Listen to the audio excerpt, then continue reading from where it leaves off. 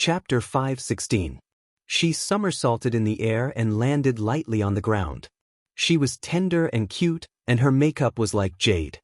But when she opened her mouth to speak, her efforts were broken. She ran all the way and shouted, "I did it, Big Ice Cube." She didn't dare to show the joy in her heart after passing round after round of assessment, because she warned herself that there was still the next round. Arrogance brought harm, modesty brought benefit.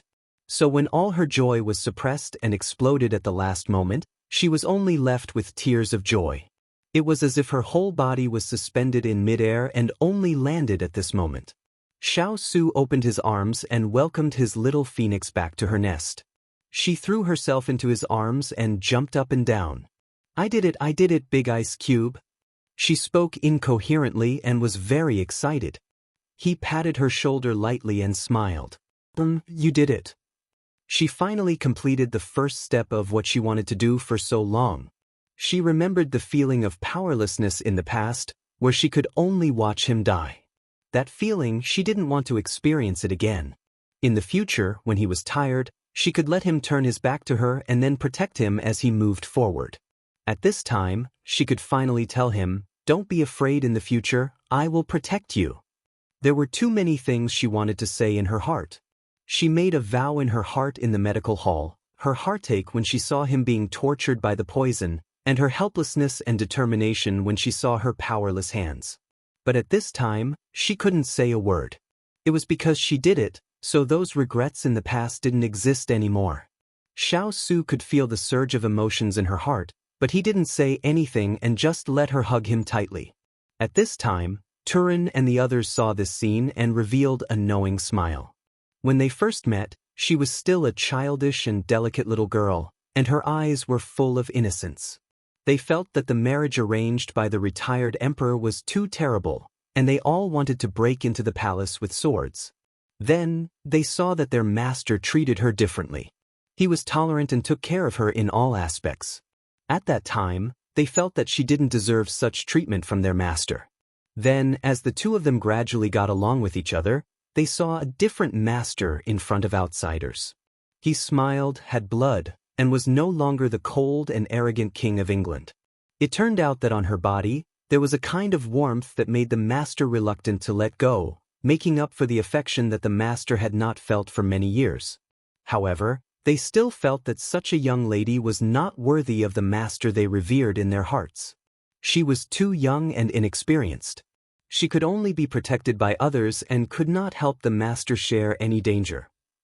His master's position was controversial, especially because of the emperor's favoritism towards the fourth prince, the empress' pressure on his master step by step, and the schemes of consort Yu's faction in the court. If his master had to be distracted to take care of a child, it would do him no good. Moreover, her family was only in dire straits, so she would not be of any help to his master. They were still looking at her with an expectant gaze. But later, their master was wronged and imprisoned. Her wit, after their master was poisoned, her courage and calmness, on the road to find the medicine, her intelligence and steadiness, as well as the recent training, her persistence and forbearance. Little Princess Consort was using her actions to show everyone step by step. She was not a little white rabbit that could be pinched by others. She was an eagle that could spread her wings and fly for thousands of miles. If they said, before, they were still dissatisfied with her or considered her. Until today, they were completely convinced by her. She was bright, magnanimous, intelligent, brave, calm, indifferent. She was the mistress of their Xiao cavalry. Chu Qingyan did not know that today, her position in the hearts of the Xiao cavalry had changed. She just wanted to sleep in a corner. These few days of hellish training had consumed all of her energy. But tonight, there was a celebration banquet, which could be considered as a perfect ending to this devil training. They had to hurry the next day, so there was no hard liquor on the table, only the wild game that Chu Qingyan shot and tea. Little Princess Consort, let us toast you. These few days we have offended you, please be magnanimous. Big Face took the lead, raised his teacup, and said to Chu Qingyan, I am too stupid. If there is anything that made you guys frustrated during the training, please be magnanimous. Chu Qingyan stood up, raised her wine cup, and smiled. Everything is in the tea, let's toast. Everyone shouted. Chu Qingyan raised her head and drank it. It was not wine, but it was stronger than wine. The tea was not intoxicating, but it was intoxicating. Not only did she gain good martial arts skills, but she also gained so many instructors. Chu Qingyan felt that this trip to the snow mountain was really fruitful. Xiao Lai Cavalry's temperament was straightforward. He said whatever he wanted: good looks, good martial arts, great figure. If they were in the modern world, they would be charming city elites. Chu Qingyan smacked her lips. She was really lucky. The men by her side were handsome, the women were beautiful, she could feast her eyes every day. The cold moon had just risen, covering the snow with a layer of cold light. At this time, in the courtyard, the sound of laughter resounded through the world. The group of people had not been so lively and relaxed like today for a long time. Not far from the wooden house, there was a tall figure standing in the wind. Little snow fell from the sky, brushing past the purple cloak and floating down, circling a few times on the ground before landing. The owner of the cloak was currently looking at the brightly lit wooden house. In front of the door, there were two large red lanterns swaying with the wind. A faint halo flashed in front of his eyes, blurring his phoenix eyes. He had arrived here a few days ago and was also trapped by the snow, but he knew that Xiao Su's group was in the mountain, so he was not worried. Then he saw the little lass training early every day. When she climbed the mountain for the first time, he sat on the opposite side of the mountain and watched as her palm was cut by a sharp stone. He watched as she frowned and did not know what to do. He watched as she was in pain but did not give up. At that time, he only had a thought: to see when she would give up. But the result was really surprising.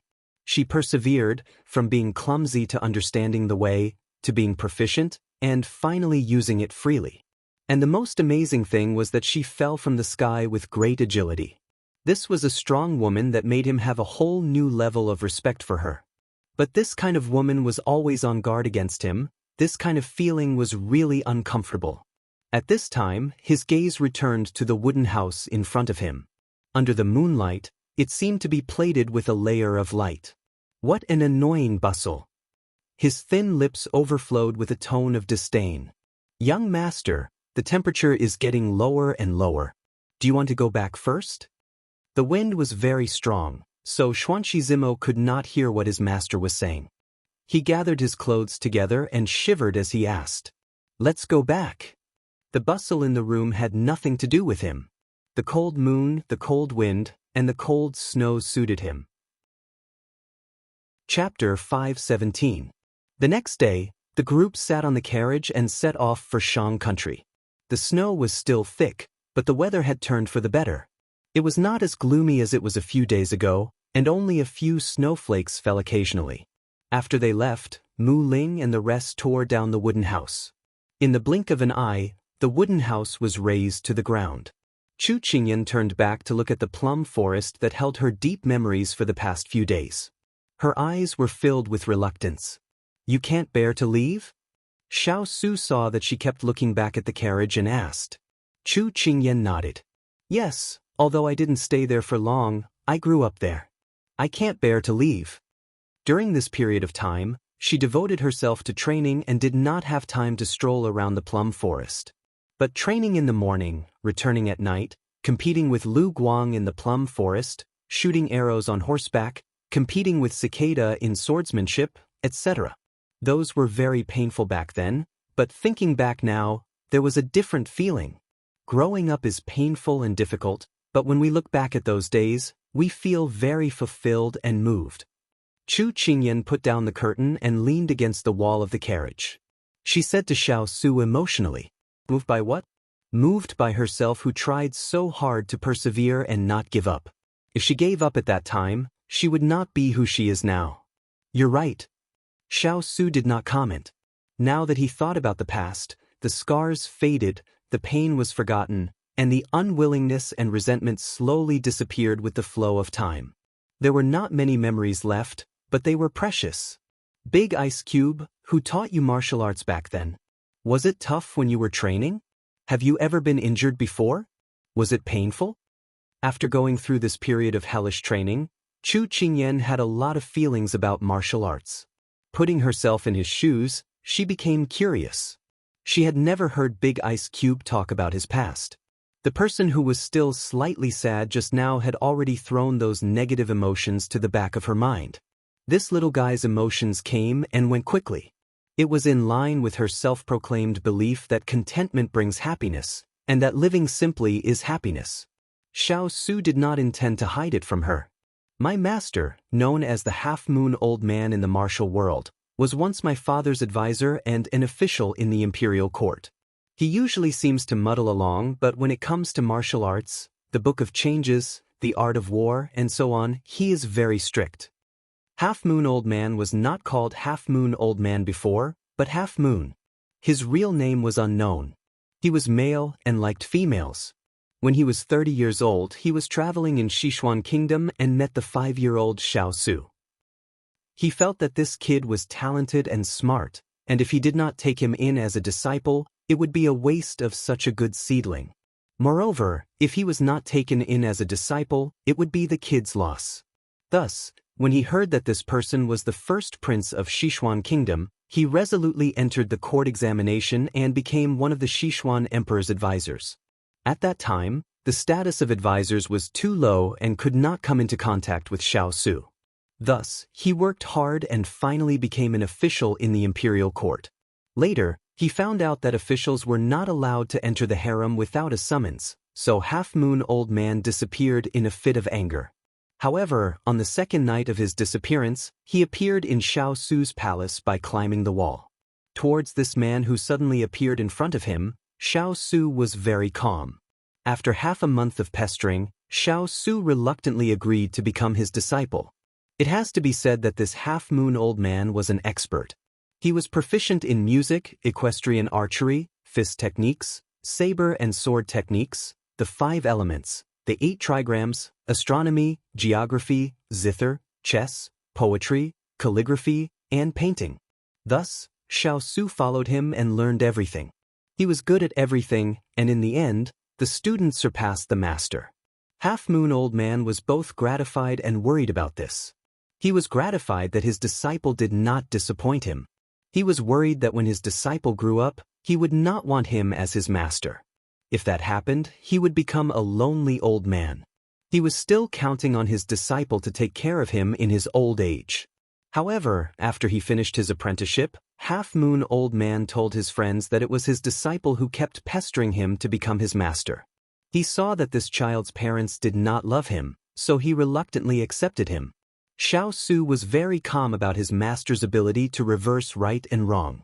As a result, this master who fell from the sky had stayed in his palace for 5 years. Other than himself, no one else knew about it. Even the secret guards in the palace could not sense his presence. It could be said that his martial arts had reached the acme of perfection. Then, when he was 10 years old, Half-Moon Old Man left. Not long after Half-Moon Old Man left, he welcomed the first big change in his life. The palace was burned down. Other than him, everyone in the palace was engulfed in fire. When his master heard the news, he rushed back to the palace. If not for his master saving him, he would have died in bed. Then, his master accompanied him to plan for the future. He accompanied him to form the Xiao cavalry. He accompanied him to nurture his power. After that, he went to the border to participate in the war. His master also left him to travel the world. All of the above was the complete story that Chu Qingyan learned from Half-Moon Old Man and Big Ice Cube when he met him. All of the stories were pulled back to reality. It's common to get injured while practicing martial arts. You'll get used to the pain. But if you're smart enough, a lot of pain can be avoided. When Xiao Su finished speaking, Chu Qingyan looked at the wounds on her claws that had not healed. She silently hid her claws in her sleeves. It seemed that she was not smart enough. Then, Big Ice Cube, tell me about the history of the Xiao cavalry. Chu Qingyan changed into a comfortable position and half leaned on the couch. Her face was serious and puzzled. Xiao Su nodded. His eyebrows slightly raised. He said in deep thought, 10 years ago, Warg country sent an army to invade Sichuan. They took over many cities. They burned, killed, and pillaged. Basically, those cities were all massacred. Most of the Xiao cavalry were children that my master and I saved at that time. At that time, the warg army were barbarians. They treated killing as a game. They killed a group of people every day. Sometimes it was young men, sometimes it was women, sometimes it was children. At that time, his master had said that he wanted to bring him to understand the situation in Sichuan. In reality, he wanted to see how strong the warg people were. After bringing him to sneak into those cities, the two of them unintentionally saved a group of children who were about to be massacred. These children's parents had already been killed by the warg people. They had nowhere to go. Suddenly, he had the idea of building his own power. In the end, he selected those who were willing to stay and follow him, and they became the Xiao cavalry that was feared by the world. Chu Qingyan did not think that these seemingly heartless Xiao cavalry had actually experienced such cruel things when they were young. Their families were destroyed and they were homeless. Qingyan. Xiao Su suddenly spoke. Here. She looked up at him in confusion. Chapter 5:18. Xiao Su looked at the regret on her face and narrowed his eyes. Do you find them especially pitiful right now? Big Ice Cube's eyes seemed to see into her heart, but when she looked back at his eyes, they were bottomless. Hearing his words, she nodded without refuting. It was heartbreaking for them to experience such a huge change at such a young age. As soon as she finished speaking, she saw the person in front of her shake his head at her. Then, when she was puzzled, he said, "The strong don't need sympathy or pity. What they need is someone who can lead them forward. Too much emotion won't solve the problem." Having said that, Xiao Su paused and reached out to stroke her long hair. The corners of his eyes curved. So, when it's time to be merciful, be merciful. When it's time to be resolute, be resolute. This way, you will not let down those who pledged their lives to follow you. Chu Qingyan was slightly taken aback. Was Big Ice Cube trying to give her some pointers by saying those words? Sympathy and pity were useless because the strong didn't need them. Just as she said before, only when one was strong enough would one not be trampled on by others.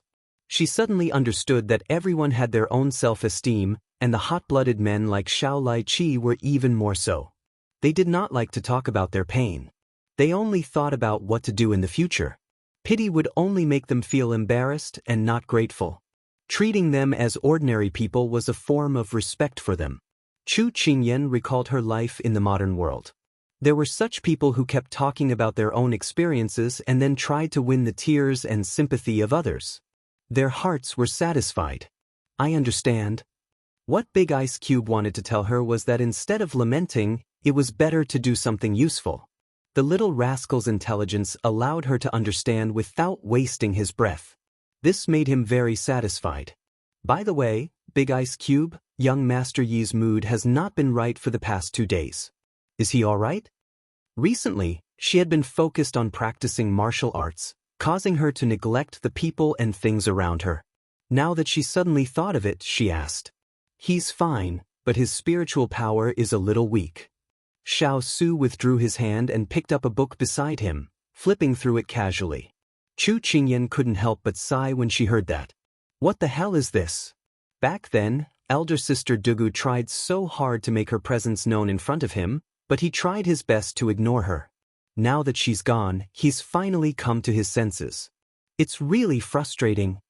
Xiao Su said casually, he will only learn from his mistakes when he falls. But this fall was a bit too tragic. I don't even know where Big Sister Dugu is. I think her heart must have been broken and she doesn't want to see him again. She rested her chin on her hands and tilted her head slightly. She watched as his slender fingers flipped through the pages of the book and clicked her tongue. Then it can only be said that he was blind and reaped what he sowed. Big Ice Block, who was a professional at tricking his good friends, silently added another stab to Yiling Feng's heart. Chu Qingyan's gaze moved from his fingertips to his eyebrows and eyes.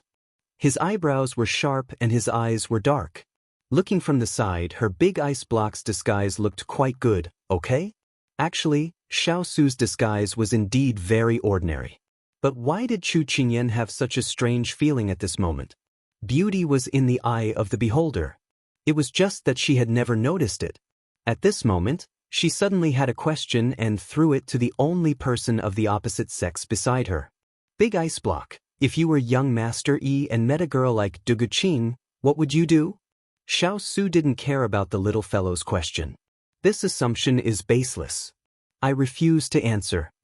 But how could Chu Qingyan let go of such a chance to gossip? She took the book from his hand and pestered him to answer. Perhaps because of her pestering, Xiao Su had no choice but to comply with her wishes. He straightened his clothes that had been torn apart by the little fellow and answered slowly. First, I'm not Ling Feng. It's not my style to flirt. Second, if the assumption is true, then I won't accept it, because I won't give such a girl a chance to get close to me. Third, I have a sense of propriety. I'm also very accurate in judging people. I won't be like Ling Feng, who can't see his own heart and can only regret it in the end. Chu Qingyan was stunned by the 3 points in a row. After digesting it, she couldn't help but sigh that the big ice block was really so rational and rigorous. He treated matters of the heart as if he was analyzing the battle situation. Once he was sure, he would immediately take action, neat and tidy, without any hesitation. But she liked the big ice block's way of doing things. Not only could he avoid hurting others, but he could also avoid getting himself into trouble. It wasn't like the modern world where many people liked to flirt with others.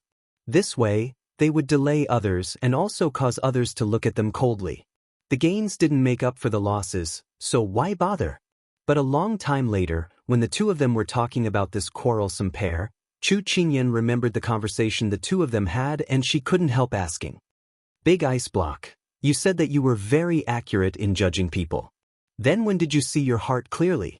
Actually, she just wanted to know when he had fallen in love with her. Women just like to think of ways to get any information from their lovers about their feelings for them. I've always been able to see it clearly. A certain person replied. Then what about me? His answer was the same as not answering at all. She couldn't help feeling a bit anxious that she had been exposed. It was a pity that she had already said it and couldn't take it back. At this time, she saw him squint his eyes as he leaned closer to her. Didn't I already keep you by my side? Chu Qingyan didn't react when she heard this. After a while, her eyes widened. You, how is it, my little princess consort? Has this prince's taste always been accurate? One glance is a lifetime? He reached out and she fell into his arms. Proved. One glance is a lifetime. This sentence was very, very pleasing to her ears. Let's change positions tonight? Approved. Then she was pushed down. She pulled the scene back. If young Master Yi was half as clear-headed as you, there wouldn't be today's unforeseen event. Chu Qingyan sighed. Xiao Su's gaze was indifferent. Unfortunately, he's not. How can a bird that hides its feet bear to stay? Unless he figures it out himself. But it's too late for him to figure it out now. Big Ice Block had tricked his good friend again just now. Chu Qingyan stuck out her tongue. She liked Big Ice Block's sharp criticism, but she felt a bit sorry for Duguqing. If she knew that Yi Lingfeng had come all the way from Jiang to Shang just to find her, who knew how she would feel? She might be touched, but she might also be indifferent. Although Duguqing looked quite soft and cute, once her heart was hurt and her bottom line was crossed, she could be more ruthless than anyone else. She could be compared to Yen Luo. The furthest distance in the world wasn't between you and me. I don't know. It was only after you left that I saw through my own heart. Chapter 5:19. After chatting with Big Ice Cube for the entire morning, Chu Qingyan began to feel sleepy. In the end, she fell asleep while talking. Suddenly, there was no sound beside him. Xiao Su couldn't help but turn his head to look at her. He saw that the little fellow had already closed her eyes and fallen asleep. Her obedient appearance was always able to touch the softest part of his heart. However, the posture of leaning against the wall of the carriage seemed to make her uncomfortable. Her eyebrows moved slightly. Xiao Su picked her up and placed her on the couch. He pulled the brocade quilt from the side and covered her with it. Her petite body curled up. One of her hands unconsciously grabbed his wrist as if she had found support.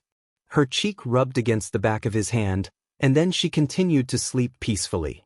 If someone had told him a year ago that there would be someone by his side so peacefully, he wouldn't have believed it. His body had a murderous aura that others didn't dare to approach. Adding to his cold personality, no one dared to come within 3 feet of him. But when he met her, everything from the past was broken. The first time he saw her, she wasn't this tall. She was carrying a bamboo basket and was thin and small. At that time, he knew that this little fellow was different from her peers. When her father wanted to take him back, she hesitated.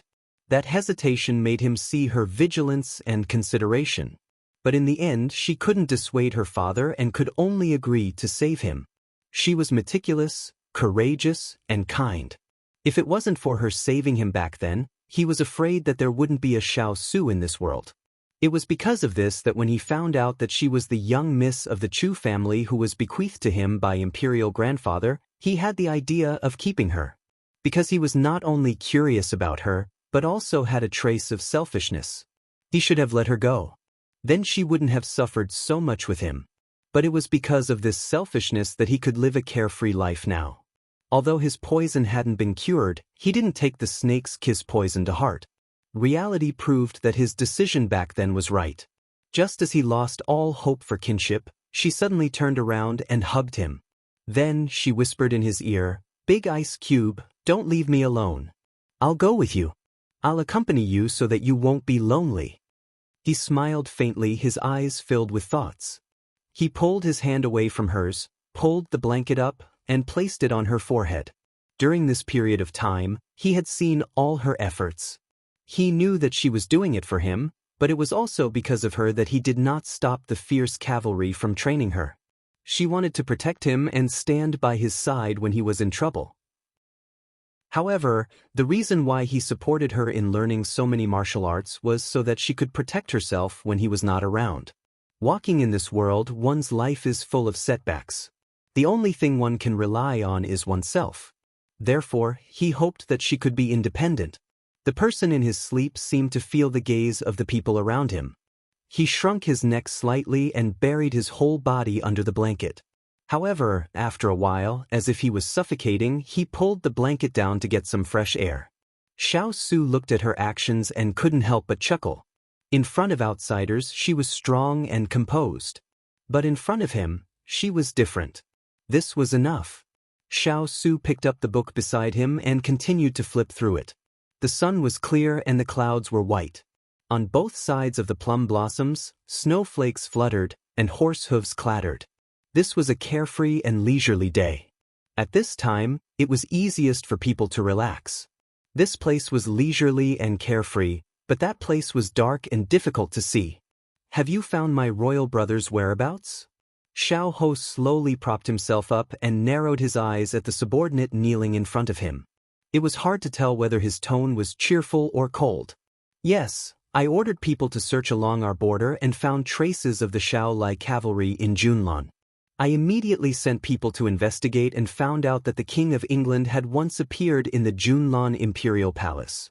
Later, I used a certain method to learn from the eunuch who served Gentleman Sheng that the King of England had once stayed in Junlan for a period of time. Later, he went to Jiang Kingdom," the man in black reported. He had previously guessed that the coup d'etat in Junlan was very familiar with the methods. Now, he finally confirmed that it was done by Xiao Su. He really understood his royal brother. In just a few days, he had changed the political situation in Junlan for many years. It was admirable. Xiao Ho thought that if Xiao Su was willing, this huge Sichuan would have fallen into his hands long ago. Unfortunately, he didn't have the ambition. "Where are they now?" Xiao Ho asked. "We spent a few days searching for the King of England's whereabouts in Jiang Kingdom, but we only know that they showed their faces at the border of Jiang Kingdom. There's no more news." The man in black lowered his head, and there was some regret in his tone. Xiao Ho raised his eyebrows and thought carefully for a moment. "Do you know why they went to Junlan and Jiang Kingdom?" "They said they were looking for some herbs, but I haven't found out what kind of herbs they were looking for," the man in black continued to reply. "Herbs?" Xiao Ho thought of the poisoning of his eldest brother and had a vague answer in his heart. He curled his lips and smiled. Such a strong poison couldn't take his life. He's really tough. The King of England has a highly skilled doctor who has never shown his face. Maybe he saved the King of England. And the young girl I met at Lawn Manor is probably Chu Qingyan. She was also looking for herbs at that time, the man in black guessed. No matter who did it at that time, it's a fact that he's still alive.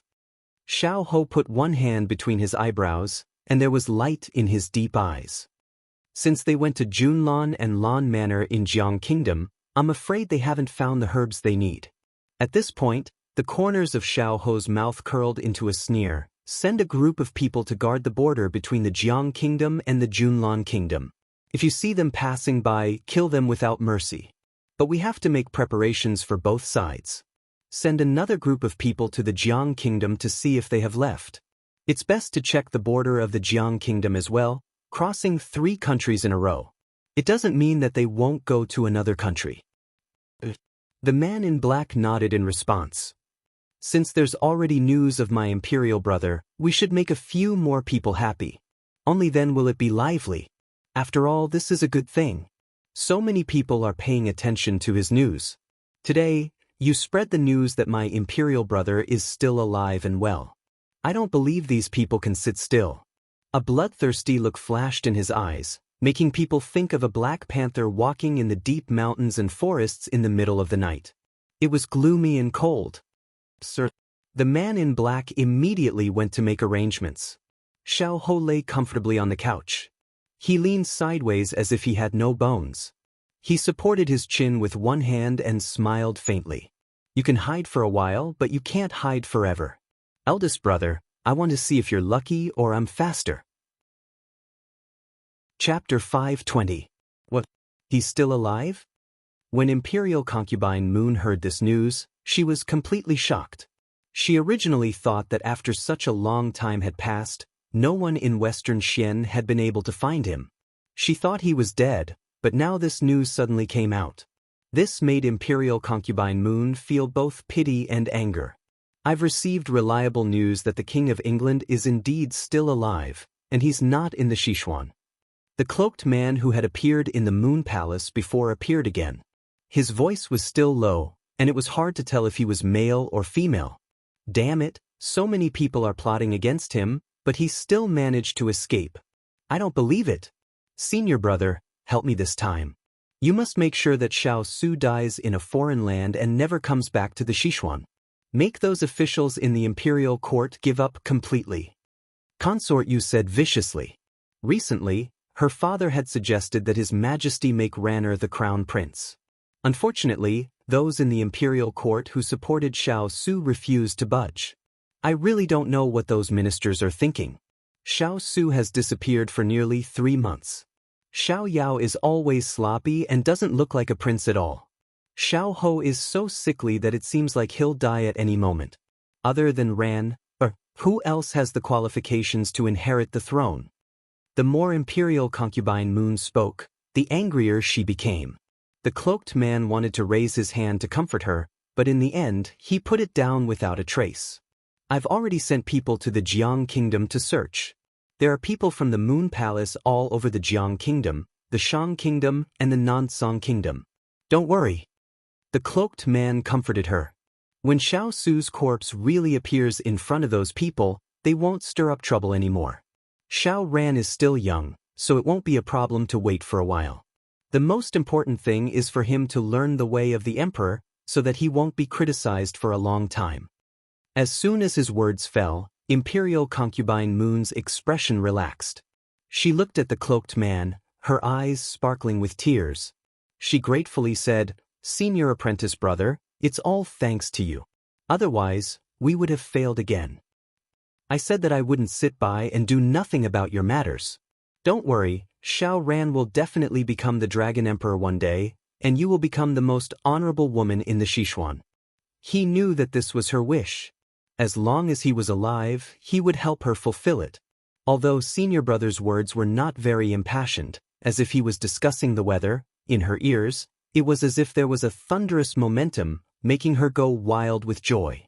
Yes, to become the most honorable woman in the Sichuan. Imperial Concubine Yu's eyes flashed with a determined light.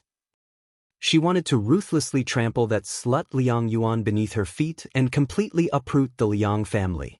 She wanted these people to see that there would be a day when she, Fu Yuyu, would step on their heads and reach a high position. Seeing her expression, the cloaked man's eyes flashed with a complicated look. Junior sister had changed, but as long as she was still the same person, his junior sister would still be around. Don't worry, pretend that nothing happened. If anything happens in the future, I won't have anything to do with you.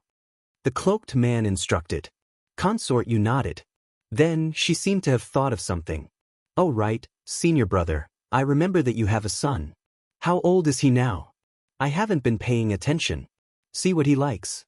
Pick something that suits his taste and bring it back for him. He should be 16 this year. He doesn't have a fixed place, and he has a strange taste.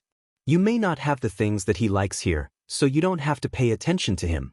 The cloaked man remembered that a few days ago he had asked him to help him exchange for the ginseng fruit, but he didn't expect that the ginseng fruit had been bought at a high price.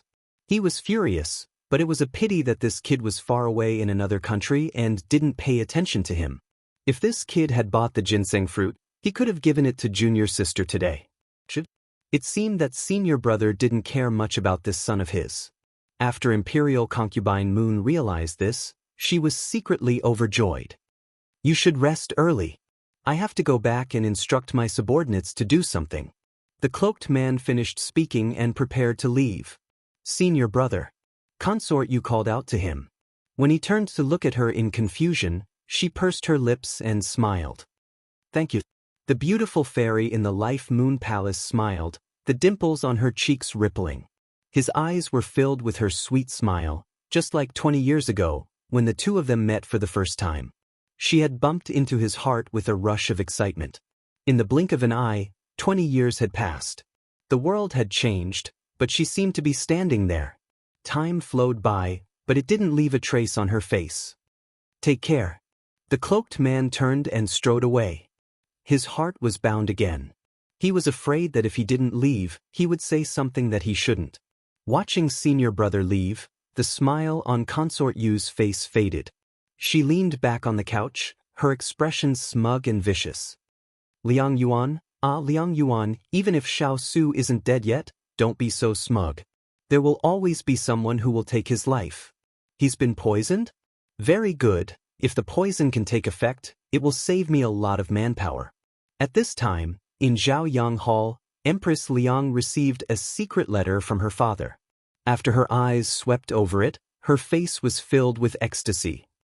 Her cheeks, which had been thin for the past few days, finally regained some color.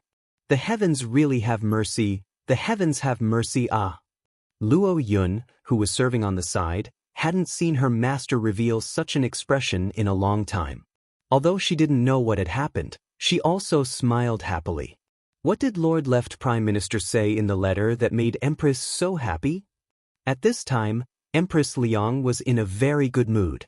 She turned to Luo Yun and said, Father said that he already has news of Su. Right now, he's safe and sound. Although he's been poisoned, he's currently searching for medicinal ingredients in another country. Luo Yun cried tears of joy when she heard this. Master, you see, this servant has long said that His Highness is blessed and will definitely be fine. You don't need to worry. You haven't been eating or sleeping well these past few days and have lost a lot of weight. If His Highness returns, he will definitely feel distressed for you. Luo Yun's words made Empress Liang's heart burst with anger. If he was worried about this consort, he would have sent a message back long ago so that we wouldn't have to worry about him. Does he know that during this period of time, because his whereabouts are unknown, many of Father's ministers have been roped in by those old fellows from the Fu family? How much effort will it take to gather these connections in the future? Her master's words made Luo Yun sigh. Shouldn't she be concerned about His Highness's health at this time? Previously, she had heard that His Highness had been seriously injured. She didn't know if he had recovered or not. Perhaps His Highness is worried that his whereabouts will be exposed. Presumably, His Highness will return once the matter of the poison is resolved. Luo Yun comforted her. Luo Yun, serve me with brush and ink. This consort wants to write a letter. If we find him, have Father's people give it to him. Tell him that if he doesn't return, he can prepare to collect this consort's corpse. Empress Liang had been very angry recently. She was suppressed by Fu Yu, and the women in the inner palace weren't easy to deal with. They only knew how to take advantage of the situation, and she had suffered quite a bit in the past few days. Yes. Luo Yun immediately went to prepare. Su, if you want to abandon Imperial Mother, don't even think about it. No one knows a son better than his mother. Although they hadn't spent much time together, he was still her flesh and blood. Empress Liang narrowed her eyes and gave a cold humph. Chapter 521. Inside the palace of Xiao country, a figure stood with her hands behind her back. Your Highness, the people we sent to Jiang country couldn't find the people you mentioned. The man in black stood behind her and reported. You couldn't find Qin Yan and Xiao Su? The person turned around and raised her eyebrows. It was none other than Dugu Qing, whom Chu Qingyan and the others had been looking for. She was dressed as a man in a bright yellow crown prince robe. Her hair was tied up neatly with a white jade crown. Her eyebrows were painted black, giving her a masculine aura. As he spoke, he purposely lowered his voice. If others heard him, they wouldn't be able to tell whether he was a man or a woman. Yes. My men found out that they had left the Jiang country 10 days ago and were heading towards the Xiang country. According to their pace, they should have already reached the border between the Xiang country and the Jiang country. However, due to the heavy snowfall, I haven't been able to find their exact whereabouts. The man in black continued to reply. If it wasn't for the snow, they would have brought them back to Xiang country to meet the crown prince. How unfortunate. Dugu Qing sighed faintly. During this period of time, she had been busy with her father's funeral and secretly treating her brother's injuries after returning to Xiang country. Her father had passed away, her brother was in a coma, and her mother was weak. Previously, she was on the verge of breaking down. However, there were treacherous officials outside and evil concubines inside. In order to appease the court, the first thing she did after returning to the palace was to pretend to be her brother. Because the two of them seemed to be cut from the same mold, she often wore his clothes and pretended to be him to attend the Imperial College's classes. This matter had never been discovered by her imperial father, imperial mother, or the officials, so when she imitated her imperial brother, it was simply perfect. Hence, she spread the news that eldest Princess Dugu Qing had been assassinated and was in a coma. At this moment, she was Dugu Qing and her brother was Dugu Qing. She had to settle her father's funeral before her brother woke up, stabilize the court, and appease the people. If no one came out to preside over the situation, one could imagine what kind of disaster would befall Xiang country. For 10 days, she forgot to eat and sleep and focused on the court. Yesterday, she had just sent her father to the imperial mausoleum. Today, she remembered that she had sent people to Jiang country. She knew that Chu Qingyan and the others were looking for an herb called lovegrass. When she first heard this name, she found it familiar, but she did not think too much about it. However, when she was checking the treasury a few days ago, she realized that this name was on the list. Thus, she recalled this matter and immediately sent people to look for Chu Qingyan and company. Unfortunately, she received this news today. Continue to send people to keep an eye on their whereabouts. If you see them, have them come to the palace to find me. Dugu Qing instructed. That was all she could do, and she didn't know if she could make it in time for Xiao Su's poison to take effect. Your Highness, it's bad, the Empress has fainted. The palace maid stumbled over, her face full of panic. Dugu Qing's face paled, and she quickly led people to her mother's palace. Chu Qingyan, who was sleeping soundly in the car, had a dream. She was walking in a devastated place. She kept walking, but she couldn't reach the end. She was a little anxious. She started to shout for Big Ice Cube, Daddy, Mommy, Xining, but no one responded to her even after she shouted herself hoarse. Just as she was about to lose all hope, her long skirt seemed to be tugged by something. The more she walked, the harder it became. She couldn't help but stop and look back. She saw a little doll with grass growing out of its head sitting on her dress. It looked as if it was playing with water. When it saw that her dress had stopped moving, it raised its head to look at Chu Qingyan. When it saw her face full of shock, it smiled innocently. Hello, Jiejia. My name is Lovegrass. After it finished speaking, it smiled and squinted its eyes. The grass on its head swayed with its movements, which was very cute. Chu Qingyan was scared out of her wits by the doll in front of her. Her limbs were made of white carrots, and there was grass growing out of her head. Could it be that she had eaten too many carrots in the day and was unlucky enough to encounter these carrots? Although she was frightened, Chu Qingyan quickly regained her composure. You said you're called Lovegrass? That's right, that's right. The one you've been looking for is Xiao Xiao. Xiao Xiao is me. The affectionate grass doll's laughter was as clear as a silver bell. Chu Qingyan's eyes were filled with tears as she threw herself at him. Han Qing, do you know how long I've been looking for you? Do you know how much I need you? I've finally found you. Boo-hoo, my big ice cube can be saved. He can be saved. She spoke incoherently when she was excited, and the Lovegrass doll was almost suffocating from her hug. You still haven't found me? Someone went to look for you, but you weren't there. She was waiting for you. The Lovegrass doll finally managed to snatch its neck from her hands and looked at her with teary eyes. At this moment, Chu Qingyan also looked back at it with tears in her eyes. Then where are you? Who's waiting for me? The royal family of Shang country.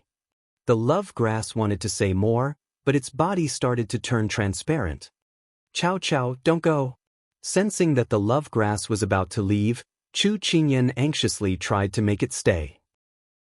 However, she saw it sweetly bid farewell to Chu Qingyan in front of it. Xiao Xiao is leaving. Sister, remember to come and play with me. Meow, it's so fun. Goodbye, sister. Chu Qingyan listened to the Lovegrass farewell song and had the illusion that it was withering in the wind. However, she came back to her senses and immediately threw herself at it. No, she couldn't let it leave. It hadn't said who was waiting for it. Oh, she threw herself at it. Chu Qingyan hugged the body in her arms and smiled proudly. However, when she touched it, she felt that something was wrong. The Lovegrass body was very soft, as if it was made of water. However, the body under her hands was a little stiff, but it felt very elastic. Have you touched it enough? Above her head, a cold voice fell into her ears. Chu Qingyan subconsciously replied, No. If you don't tell me who it is, I won't let you go. Xiao Su. The person above her head seemed a little helpless. Why was he waiting for her? Wait, why didn't this voice sound like the Lovegrass soft and cute voice?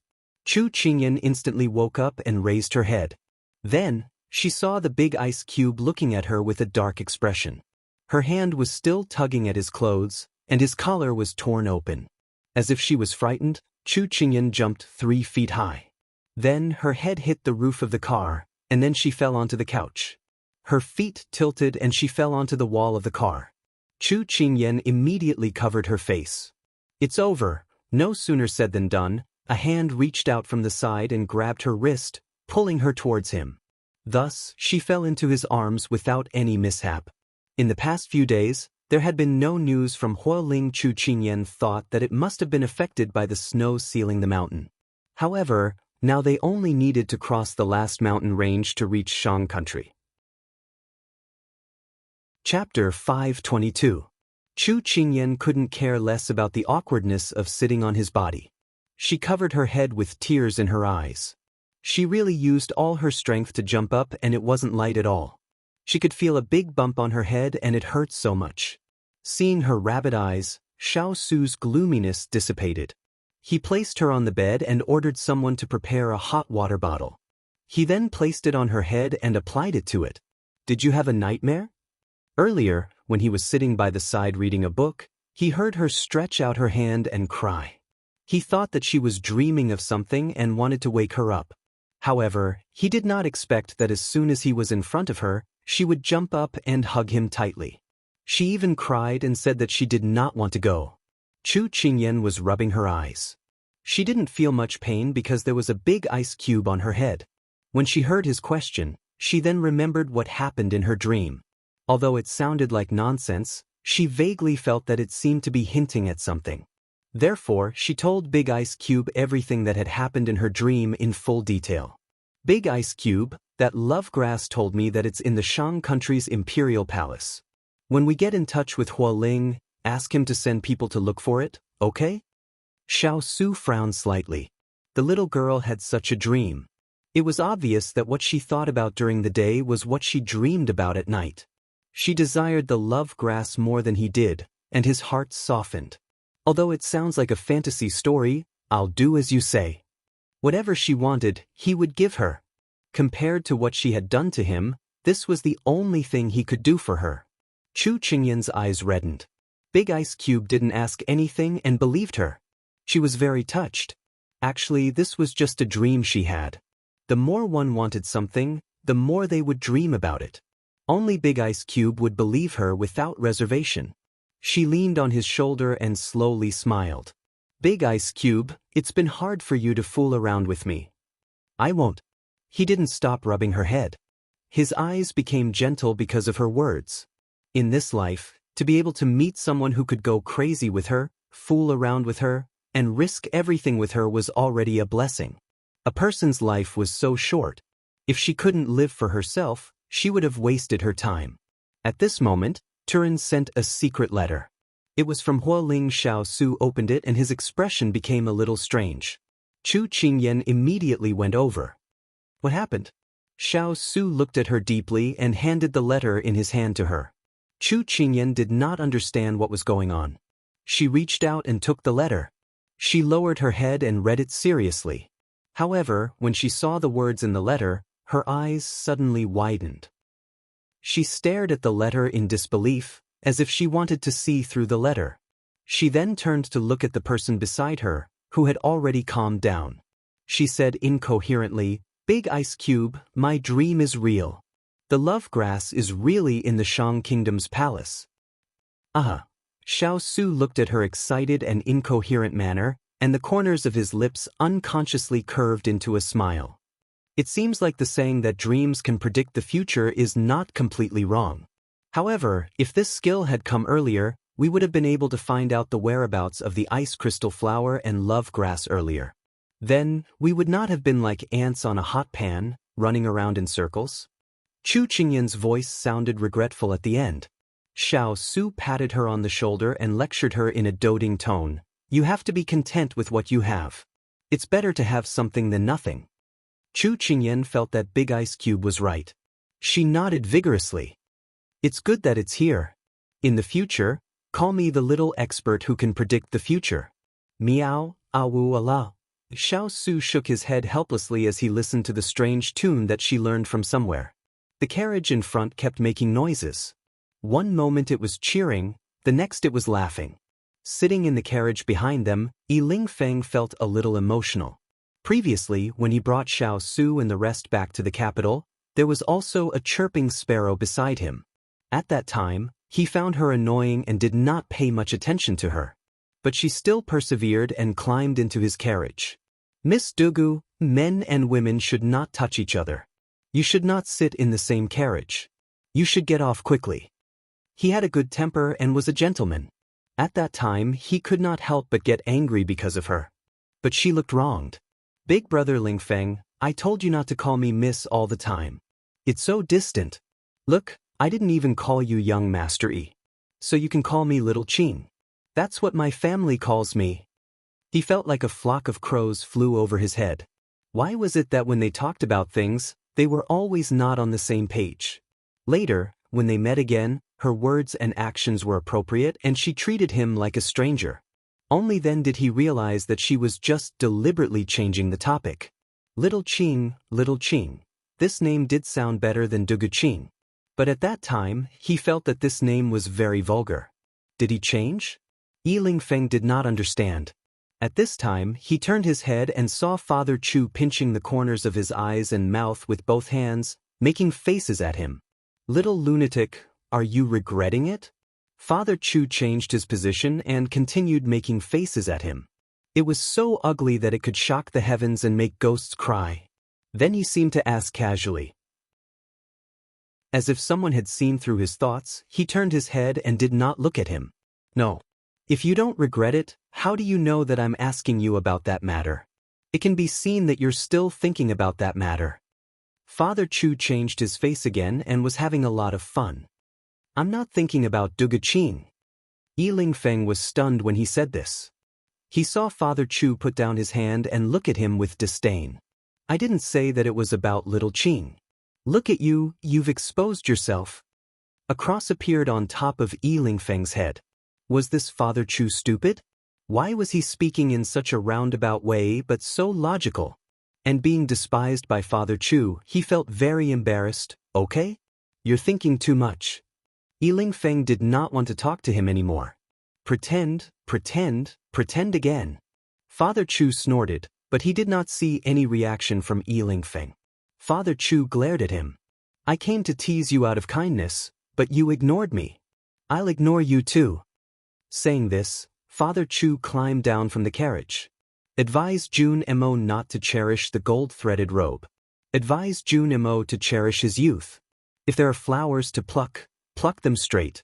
Don't wait until there are no flowers to pluck. Father Chu's voice drifted in with the cold wind. Yi Feng could not help but stiffen. If there are flowers to pluck, pluck them straight. Don't wait until there are no flowers to pluck? A bitter smile appeared at the corner of his mouth. At this time, less than 10 li away from their carriage, dozens of assassins dressed in white were hiding in the snow. Under the cover of the snow, they blended in with the ground. From afar, no one would know that an inescapable net had been set up here. Chapter 523. If everything goes well this afternoon, we will reach Shang country. Chu Qingyan spread out the map on the table and pointed at the river on the map. Then we will abandon the carriage and take a boat. We will travel through the night and follow this long river. Then we will reach the nearest town to Shang nation's capital. On the third day, we will enter the capital. 5 days later, it would be New Year's Eve. 10 days later, it would be the deadline for the snake kiss poison. This was supposed to be the new year that everyone was looking forward to. But now, everyone was feeling depressed. As time passed, the atmosphere became heavier. Only Chu Qingyan and Xiao Su's carriage was relatively relaxed. Chu Qingyan's jesting and Xiao Su's calmness made it impossible for them to talk about the deadline. The horses galloped, the wind blew, and snow fell. The whole world suddenly darkened. But fortunately, they were on the mountain path between two mountains. No matter how strong the wind was, it was blocked by the mountain wall and could weaken the wind. Earth's spirit rode on a horse, bringing Xiao along as they traveled slowly in front. In front of them was boundless white snow, and as far as the eye could see, there was only white. Occasionally, a few birds would look down and then fly away. If they could not cross this mountain this afternoon, they would have to sleep in the wilderness. The fierce cavalry held the reins in their hands and looked around, guarding against the sudden attack of someone with bad intentions. After traveling for a while, Turin felt that the terrain here was dangerous. If someone set an ambush, it would be disadvantageous for them. Thus, he raised his hand and stopped everyone from moving forward. They did not take a step forward or make a sound. It could be seen that Xiao Lai's cavalry was well trained. Cicada Lu Guang, go and check it out first, just in case. Turin ordered the two people beside him. Yes.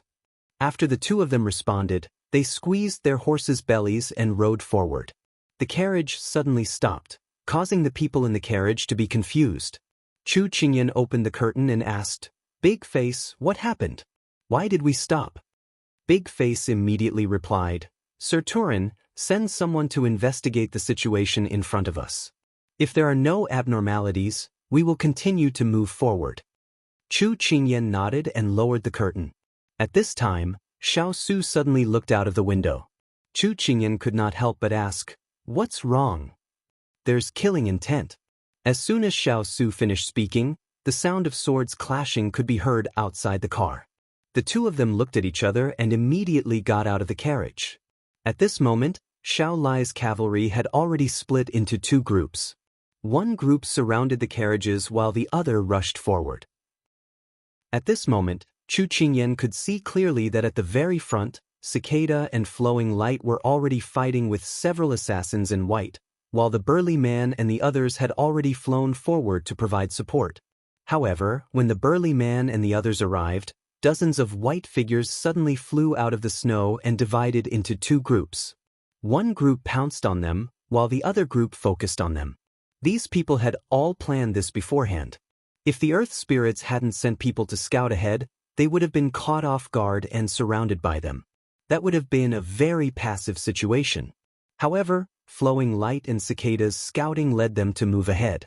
It could be said that Xiao Lai's cavalry was one step ahead of them. On the battlefield, the one who seized the initiative had a lot of influence. Yi Lingfeng, Mr. and Mrs. Chu, Qing Yanluo, Ethereal, and the others got out of the carriage and gathered around Chu Qingyan and Xiao Su, making it easier for Xiao Lai's cavalry to protect them. What's going on? Yi Lingfeng looked at the two sides fighting and could not help but ask in surprise. Their whereabouts must have been exposed, Chu Qingyan guessed. Then she suddenly turned to Xiao Su and said, "Big Ice Cube, I'll leave my parents to you." While everyone was confused by her words, Chu Qingyan had already drawn the soft sword at her waist. This soft sword was a weapon that Big Ice Cube had asked the wood spirit to make for her to hide and carry. It was the same as Big Ice Cube's white sword, but a little smaller, so it was more convenient for her to use. The soft sword whistled in the wind. Chu Qingyan looked back and smiled at him, then jumped on the horse and flew toward the assassins in white. Kai.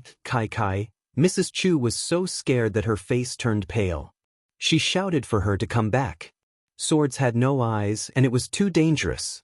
Mr. Chu, who was next to her, put his hand on her shoulder and said with a smile, "Dan Yang, don't worry. These brats are no match for Kai. Take a good look at her killing in all directions." Really? Mrs. Chu was still very worried, but she calmed down a lot after hearing her husband's words. Xiao Su watched as the person rode the wind away, and his lips curled up. "I'll watch you kill in all directions from here. Gold would always shine." Seven Star chuckled when he saw the young consort flying down. "Young consort, you came to join in the fun. That's good as well. You can also test the results of your training during this period." Chu Qingyan winked at him. "You can't miss out on this fun." When the assassins in white heard the two talking and laughing as if there was no one else around, they felt like they were being looked down upon, so their attacks became even fiercer. They were outnumbered, but the fierce cavalry wasn't easy to deal with. The two sides were even and didn't fall into a disadvantage. The addition of Chu Qingyan also boosted the morale of the fierce cavalry. They were all trained by the young princess consort, and they could not afford to drop the ball at such a crucial moment, lest the young princess consort look down on them. Thus, the fierce cavalry, who were used to using 30% of their strength, suddenly transformed into a pack of ferocious wolves. They killed gods and Buddhas with an unstoppable momentum. Compared to the fierce cavalry's bravery, Chu Qingyan was overflowing with gentleness. In the beginning, she had been dealing with these people because she didn't know which cultivation method she should use first. Also, she needed to figure out the other party's strength.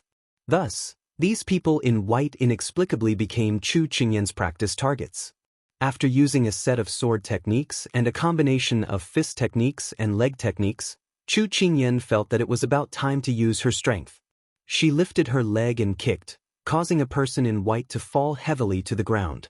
From the sound of it, 3 of his ribs were probably broken. She blocked the other party's saber with her long sword and took advantage of the other party's surprise to punch his face with her left hand. That person clutched his face and retreated. It looked like his nose was broken.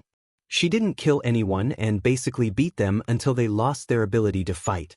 But at this time, the brawny man at the side couldn't stand it anymore. With a wave of his saber, he cleanly dealt with one person and flew to her side. "Young consort, this is a battlefield, not a game. Only one can live. If we are soft-hearted, then the ones who will die in the future will be us." The brawny man said sincerely. Chu Qingyan was stunned when she heard this. She only wanted to make them unable to resist and forgot the rules of this world. The strong preyed on the weak and the survival of the fittest. But she came from a world ruled by law. Other than stepping on a few ants, she had never taken a life. Now, she couldn't help but look behind her, looking for him. Chapter 524. When she found his figure in the crowd, Chu Qingyan's face was filled with shock. 3 white-robed men wielding swords attacked Xiao Su at the same time, but there was not a single fierce cavalry beside him. 3 swords, 3 different directions, 3 vital points, all attacking at the same time. The sword moves were crafty. Even if he could dodge one, he would not be able to dodge the other 2. Chu Qingyan's eyes widened. She did not care about anything else. She flew into the air, her sword moving straight. She flipped and landed in front of Xiao Su. Her sword trembled and slashed across the white-robed man in front of her, causing a bloody wound to appear on his body. His white robes were dyed with blood. It was very clear. She frowned slightly and raised her leg to kick another white-robed man's chest. In a moment of desperation, she used 80 to 90% of her internal strength, causing the white-robed man to be unable to dodge in time and fly out with blood spurting out. The last person had already been taken care of by Xiao Su. After killing 2 people in 2 moves, Chu Qingyan looked at her hand and closed her eyes. She had said before that she would protect the big ice cube. Since she had chosen this path, she should have thought of what she would encounter on this path. Just now, if she had not acted in time, then the big ice cube would have already. What she had run away from in the past was now laid bare in front of her. She could no longer avoid it. The hesitation in her eyes completely disappeared. When she finally opened her eyes again, there seemed to be an extra layer of something in her eyes that was cold and threatening. The brawny man was right. Being merciful to the enemy was being cruel to oneself. If she did not kill them, they would come to kill her. Although there was no enmity between them, but since their positions were different, they were destined to fight to the death. Since that was the case, then she would let it end quickly. If these people were to return alive, then it would be very disadvantageous for them. I'm sorry, Big Ice Cube. From now on, I will start to fulfill my promise. She looked up. The golden light in her eyes was so bright that no one dared to look straight at her. When the white-robed man in front of her saw her expression, he was slightly stunned. When he reacted and wanted to stab at her, he found that he could no longer move. He lowered his head and saw that his chest had already been stabbed. Chu Qingyan drew her sword.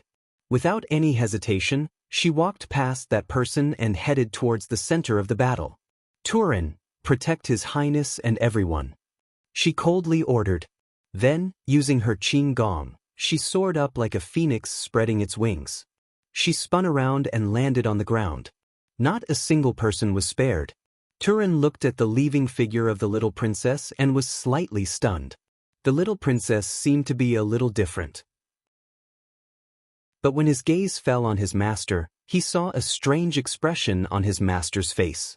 Turin seemed to think that he knew something. Just now, the 3 white-robed people didn't even have a chance to get close to Master, but Master had made a hand gesture for them to not go forward. Just as he was scratching his head in confusion, he saw the young Wang Fei land in front of Master like she was flying and kill 2 white-robed people in one breath. It was different from how she had dealt with the white-robed assassins with ease and composure because he saw the murderous intent on the young Wang Fei. This was the first time that he had seen such a desperate killing intent from the kind and gentle little princess. So, just now, Master was planning to force the young Wang Fei to take the step out of her heart. Who would have thought that their master, who was known as a ghost, would be so cunning in a blink of an eye and a trick in a raise of a hand? In the blink of an eye, their little princess consort had been schemed against by their master. But Turin felt that Master used this trick very well. If the young Wang Fei couldn't walk out of her heart, then he might not be able to do it again in the future. He had to say that Master had done a good job of forcing her. Those who were able to stand at the top were never soft-hearted people. Turin held his sword and guarded the crowd.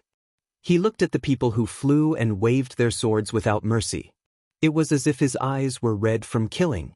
Young Wang Fei, don't blame Master. All of this, you will have to go through in the future. It's just that today was brought forward. Xiao Su's face was as calm as water as he looked at the red-clothed girl in the snow. At this time, her clothes were fluttering in the wind. Her whole body was like a raging flame sweeping through the enemies. Wherever she went, red flowers dyed the snow. Her eyes were cold, and her beautiful face, under the contrast of white and red, showed a touch of enchanting, dazzling the world. This outstanding and neat swordsmanship made the fierce cavalry very satisfied. The disciple that they had trained did not let them down. But only Xiao Su's expression was cold. Ruthless, If she could kill with one sword, she would not use a second sword. In fact, she was still soft-hearted. She couldn't bear to see them suffer the pain of death. But Xiao Su already felt very gratified. At least she didn't have any psychological burden. Just now, if he didn't notice that she was merciful, causing those people to entangle her and almost get hurt, he would not have noticed the struggle in her eyes. She couldn't pass the test of her conscience. Since it was so, then he would give her a push. He would force her to recognize this reality. If she could accept it, then she wouldn't use her hands to condemn her conscience. If she couldn't accept it, then it didn't matter. Anyway, his ability was enough to protect her, and he didn't need to put her in a dangerous situation. But the result, she did not disappoint him. She did it. Xiao Su had never been a soft-hearted person. He was like this to his enemies and to himself. But he was full of tenderness towards Chu Qingyan. It doesn't matter. If you can't do it, just stand behind me. You don't need to charge and break through the enemy lines. I don't need you to show your face. Just stand there obediently. Chu Qingyan already couldn't tell how much blood was on her hands. She was glad that she was wearing red today. If she was wearing white, she would have been covered in blood. Sword light flashed, you and I were heartless. Chu Qingyan narrowed her eyes. She casually dealt with one, then flew in front of flowing light.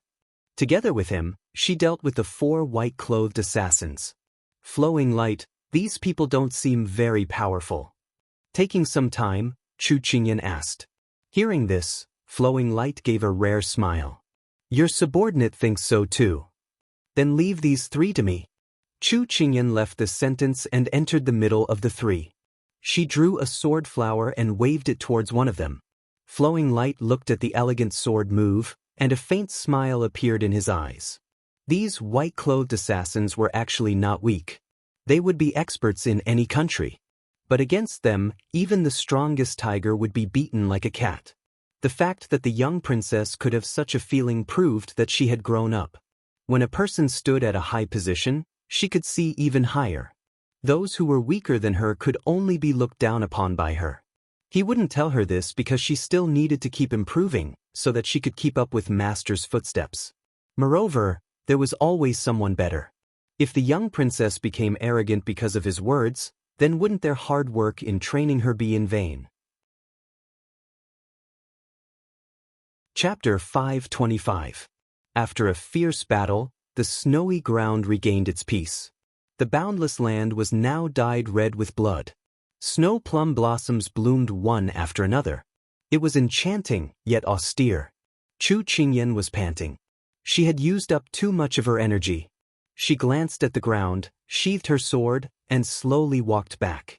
She left the rest to Xiao Lai-chi. They were more experienced than her and knew what to do.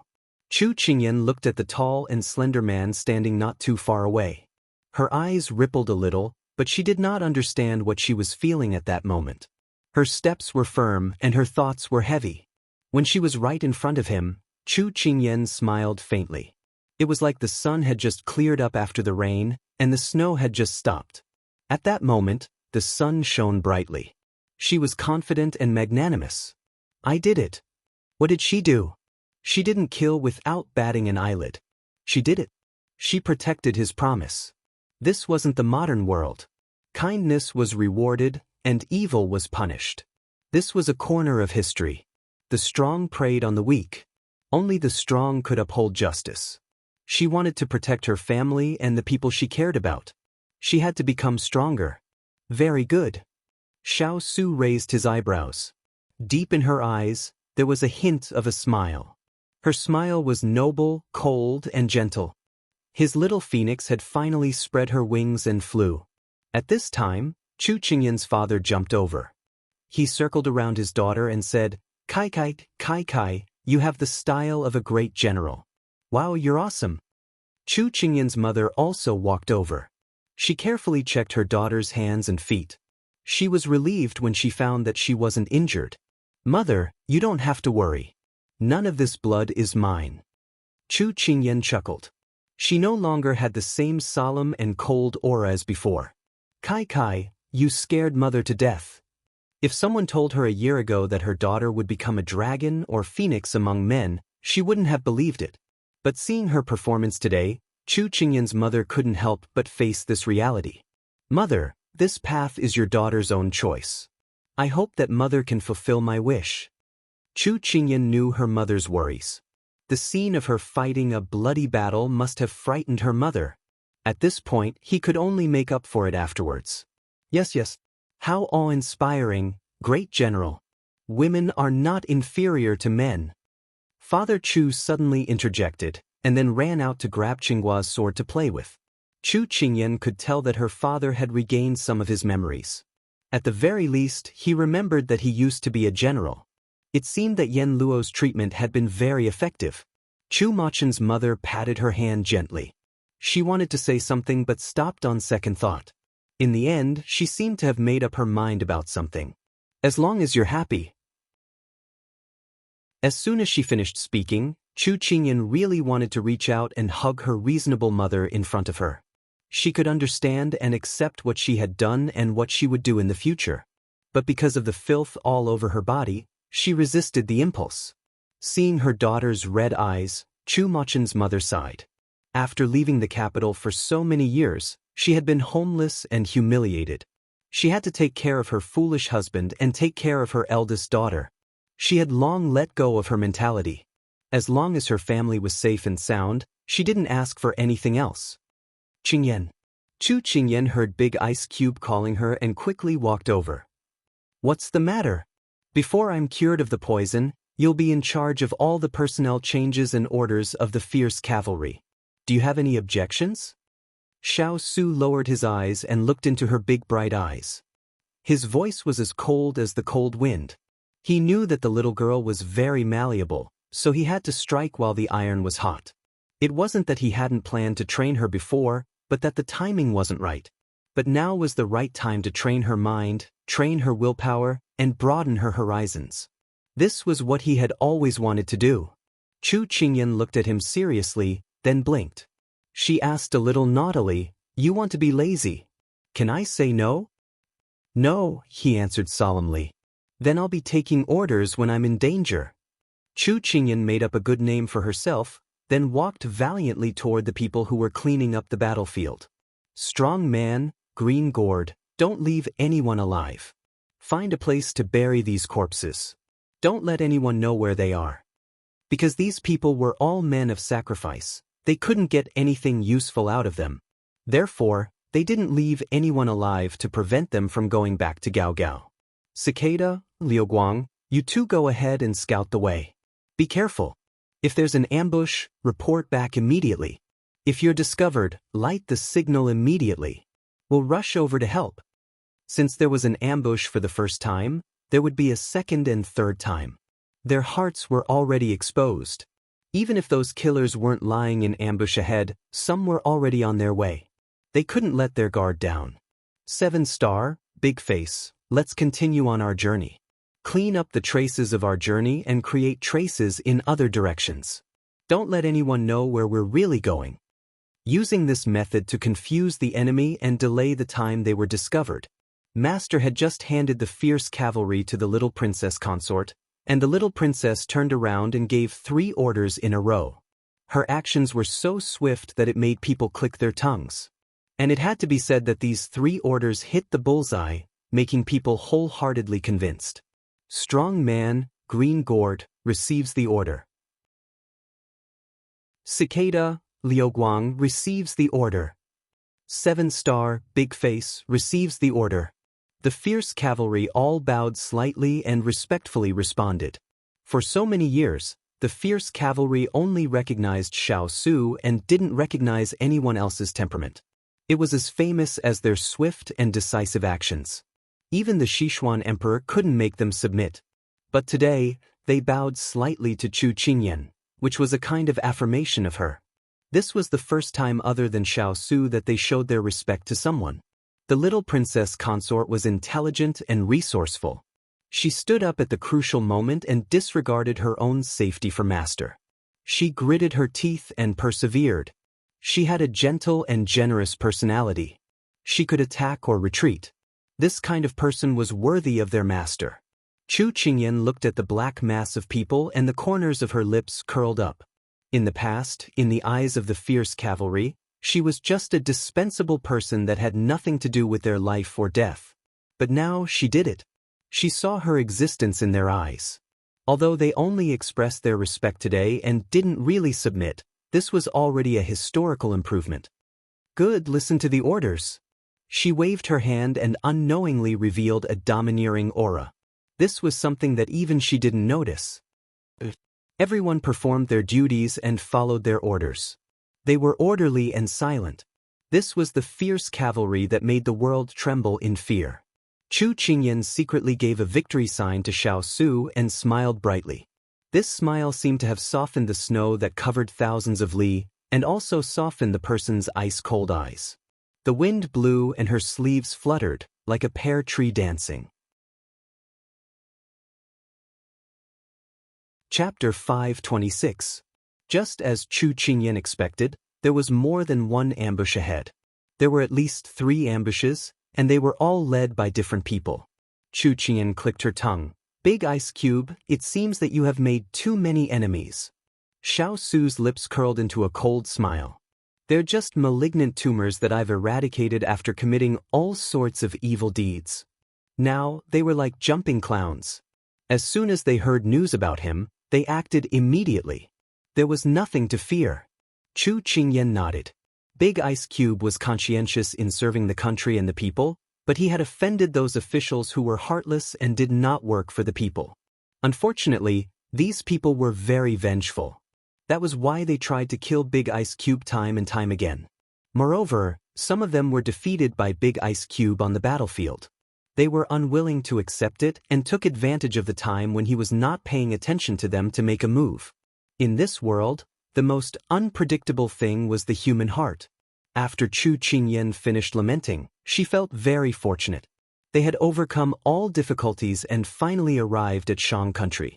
Those people thought that they had set up a tight trap, but they did not know that the mantis stalked the cicada, and the cicada turned into a big yellow sparrow. In just a few hours, those people were cleaned up by the fierce cavalry. At this time, they were already standing on the ship heading to the capital of Shang country. At this time, the sky was already dark. Chu Qingyan looked back and could still see the snowy mountain peaks. Unfortunately, as the ship moved quickly, the snowy mountain range behind them slowly became smaller and smaller. Finally, it became a line and disappeared into the river. In front of them, the river was getting wider and wider. Soon, it became a long stream that stretched as far as the eye could see. A cool breeze blew, and the water was still. Only the sound of the sails could be heard in the cold wind. On the top floor of the ship, there was a hall where one could see the river. There were a few tables and several chairs. The workmanship was exquisite, but one could not tell how expensive they were.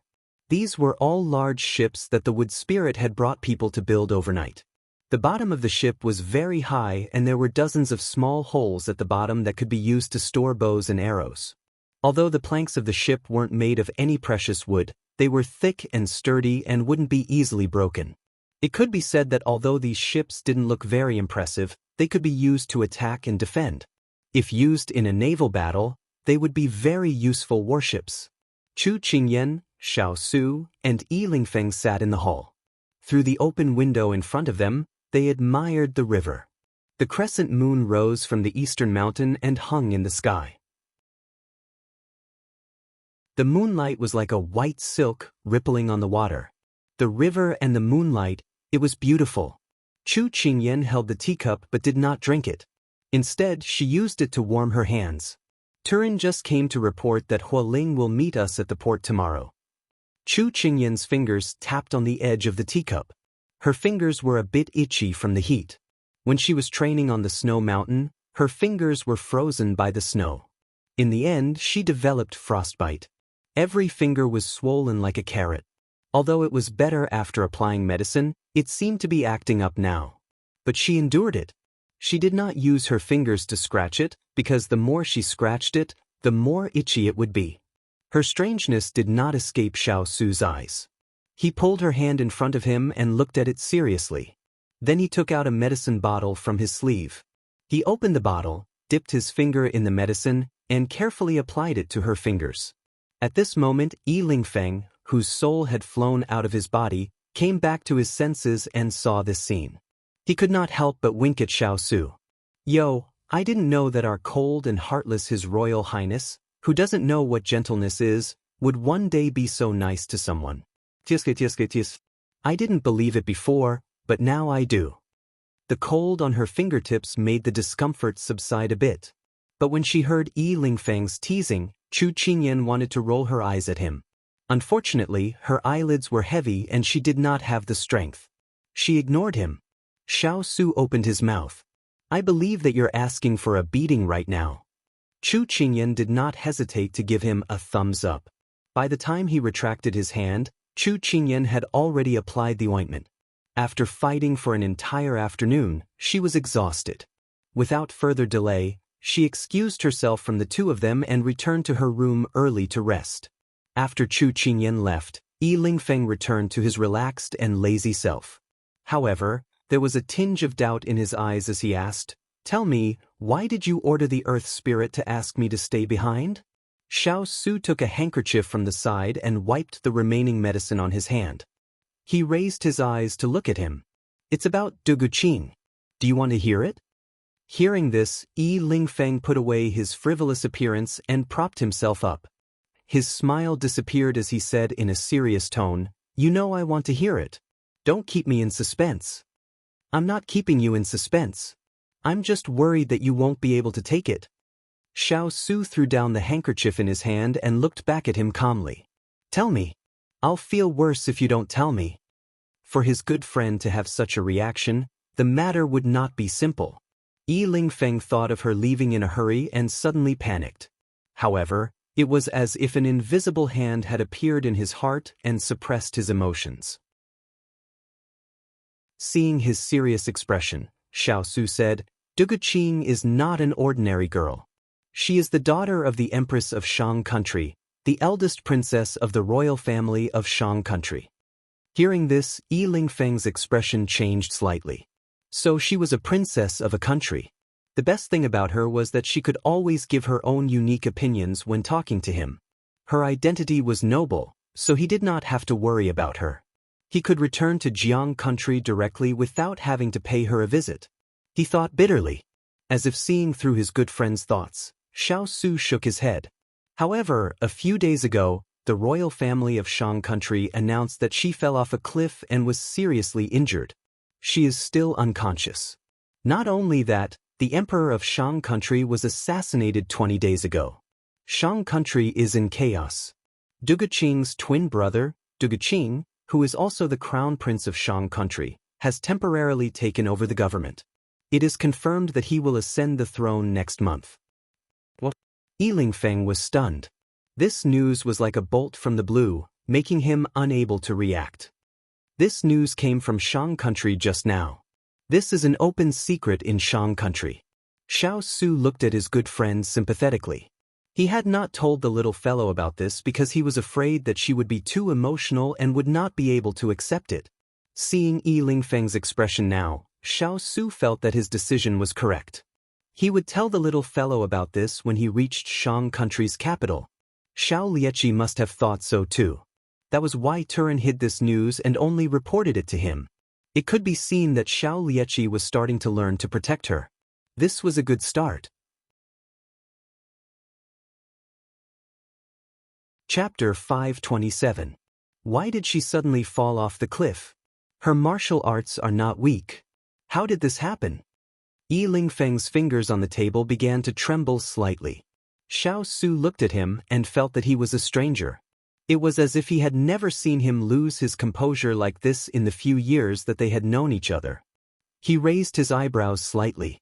Could it be that Yi Lingfeng's feelings for Duguqing had already seeped deep into his bones? I am not very clear about the exact situation. I only know that the Shang Country's imperial palace has sealed off all information. People can only enter but not leave. The imperial physicians of the Imperial Academy of Medicine are all staying overnight in the palace. None of the imperial physicians are allowed to leave the palace. Hence, even if Hualing wants to find out, he can't. Xiao Su felt that the Shang country's crown prince's order was a little abnormal. It seemed like he was guarding against something. However, when he thought about the assassination of the Shang country's emperor and Duguqing's accident, he felt that this was all a conspiracy. Seeing his good friend immersed in grief, Xiao Su remained silent for a moment before saying, "The imperial family is as deep as the sea. There is a struggle for power and conspiracy. The slightest carelessness can lead to eternal damnation. No matter if you are an emperor today, a princess, or a minister tomorrow, you may become a ghost under the blade of a sword or a prisoner tomorrow." The Shang country's emperor and empress have a deep relationship with the two princes and princesses. From this, it can be seen that someone is plotting against them. I heard that the Shang country's imperial court has been in turmoil recently. The princes and factions are fighting for power. However, this stability was only on the surface. Those who plotted against them were probably lying in wait for an opportunity to strike. However, Xiao Su did not explain this because the outcome could be that Duguqing stabilized the imperial court and smoothly ascended to the throne. It could also be that the crown prince's faction fell and the imperial family was replaced. If that was the case, Duguqing was afraid that it was still too early to say everything before they reached Shang country. Hence, he felt that it was better for Yi Lingfeng to see it with his own eyes. Xiao Su still wanted to say something, but when he saw Yi Lingfeng's soulless appearance, he stopped himself. He sighed and got up to leave. Perhaps what he needed now was to calm down. Only Yi Lingfeng was left in the hall. He didn't notice that Xiao Su had already left. The teacup in his hand was already cold. He just held the teacup in a daze and maintained this posture until late at night. Sometimes, when one person did something that moved the heavens and the earth, the other person might not be moved. And when a person did something insignificant, but she spent all her courage and energy, then even if she boiled a bowl of black medicine or made a bowl of terrible pastries, the other person would still be jealous. Because before she felt touched, there was a prerequisite. "Ling Feng, look, the medicine I brewed for you is ready." She carried the bowl of medicine over with a bright smile on her face. She did not notice that several blisters had already appeared on her hand. She was a princess of a country, loved by all, but she was willing to sit in that small kitchen, laughing and chatting with the servants, adding firewood to make medicine for him, washing her hands to make soup. Her precious body was exposed to things that she had never done before, but she was willing to do so because of him. Bits and pieces of the past came to him like countless fragments, and then pieced together in front of him to form a picture of the two of them getting along. When the last scene changed to the scene in the courtyard, he clearly heard his own voice rejecting her. Xiao Su mentioned the time when Emperor Shang was assassinated, and he couldn't help but think of the last time they saw each other. If he hadn't broken her heart, perhaps she wouldn't have left without saying goodbye with a heart full of grief and indignation. She fell off the cliff and was seriously injured. She is still unconscious. His good friend's words rang in his ears. "Yi Lingfeng, you bastard!" He couldn't help but give himself a hard slap. "Xiao Qing, you must be well. Otherwise, I will not be able to absolve myself from the blame for this lifetime. I haven't personally said sorry to you. Also, I like you." Yi Lingfeng stood up in a daze. He walked to the windowsill and looked at the surging waves. He prayed in his heart that the wind would be a little stronger, so that the ship could arrive earlier. The lonely figure by the window seemed to be one with the dark night, making people feel inexplicably sad. He advised Jun Mo to cherish the golden threaded robe. He advised Jun Shi to marry a young man. If there are flowers to pluck, pluck them straight. If there are no flowers, break the branches. If there are flowers to pluck, pluck them straight. If there are no flowers, break the branches. After Xiao Su left the hall, he turned around and walked towards Chu Qingyan's room. At this time, Xining just came out of her master's room. As soon as she closed the door, she saw Xiao Su and immediately bowed to greet him. Xiao Su raised his hand slightly to let her get up. "Is your master asleep?" Xining smiled when she heard that. "Master said that she was very tired today and went to bed early. Does your highness want to go in to see master?" Xining said and was about to open the door, but was stopped by Xiao Su. "No need." He was worried that today's scene would have a big impact on her heart and she wouldn't be able to sleep. Now that he knew that she was asleep, he was relieved.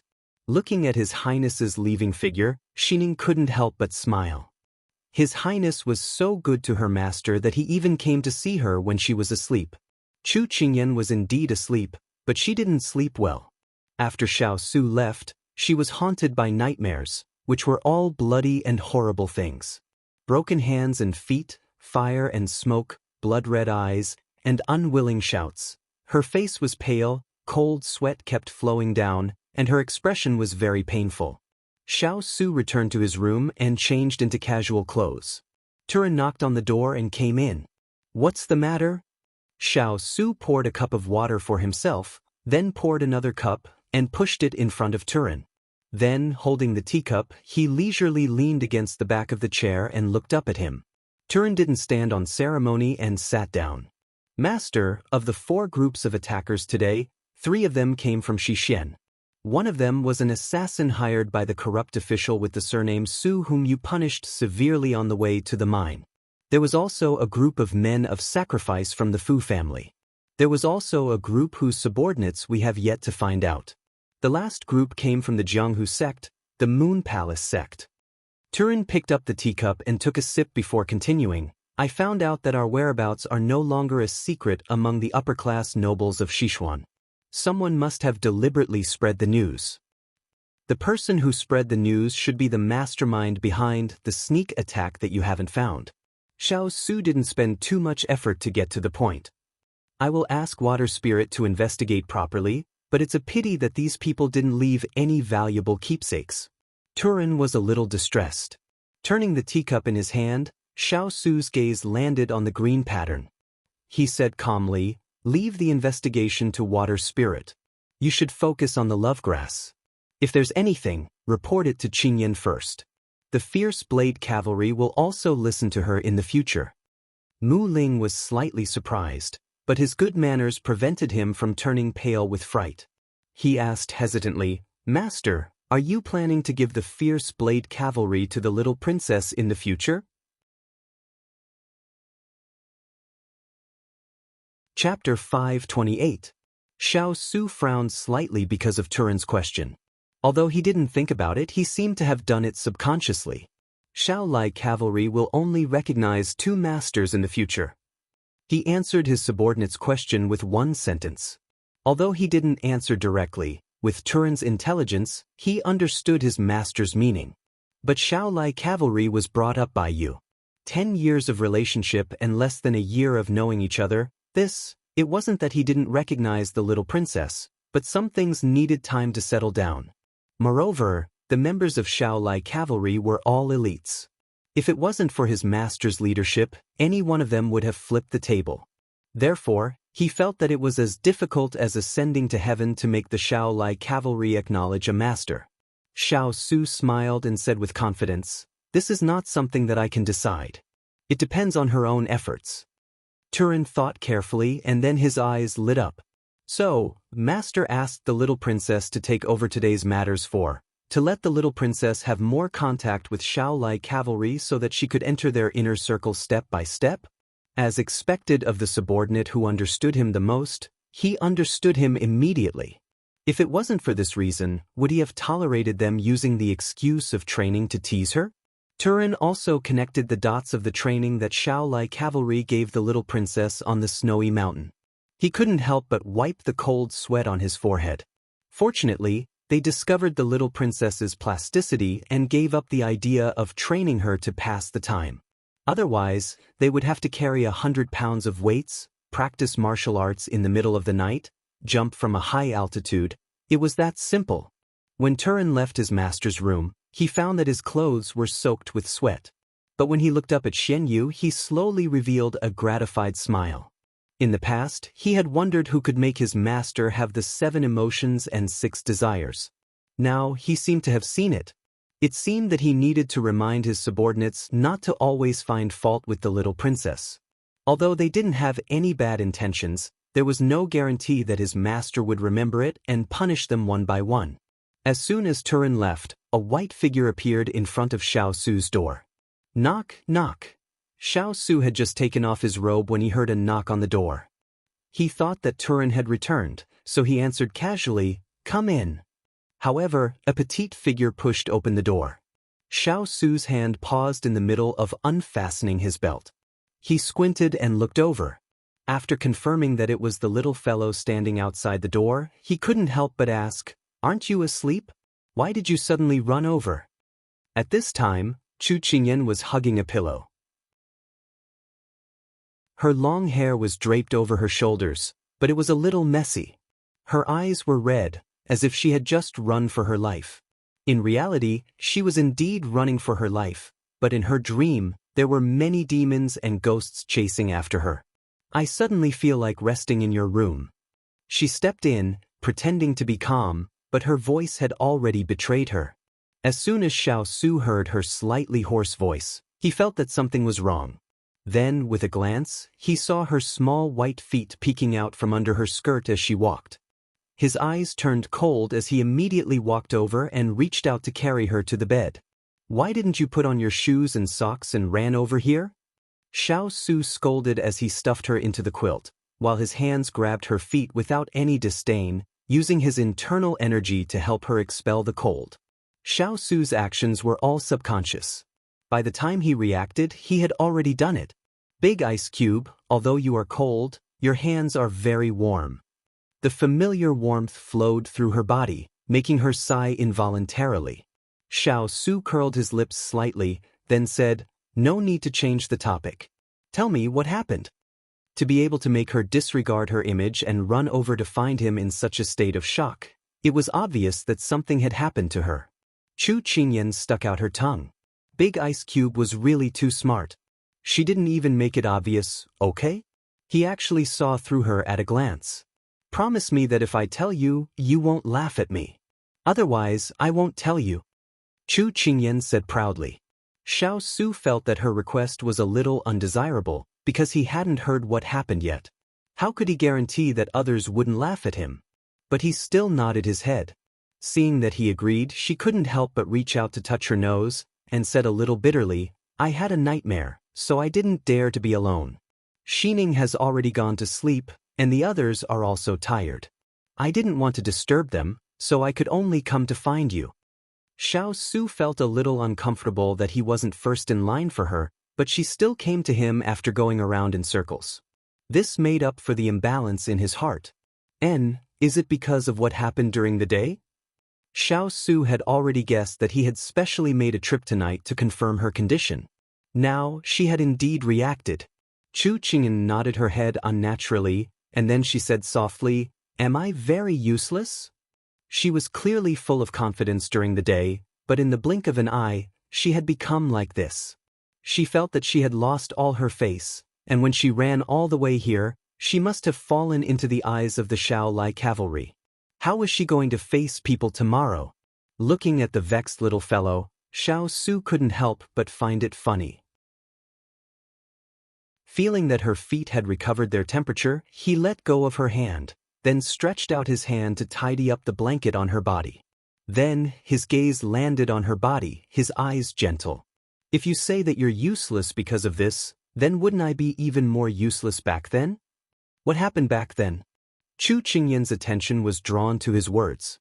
What was it that could make the Big Ice Cube think she was useless? She asked curiously. "When I killed someone for the first time," he said indifferently. Chu Qingyan was surprised.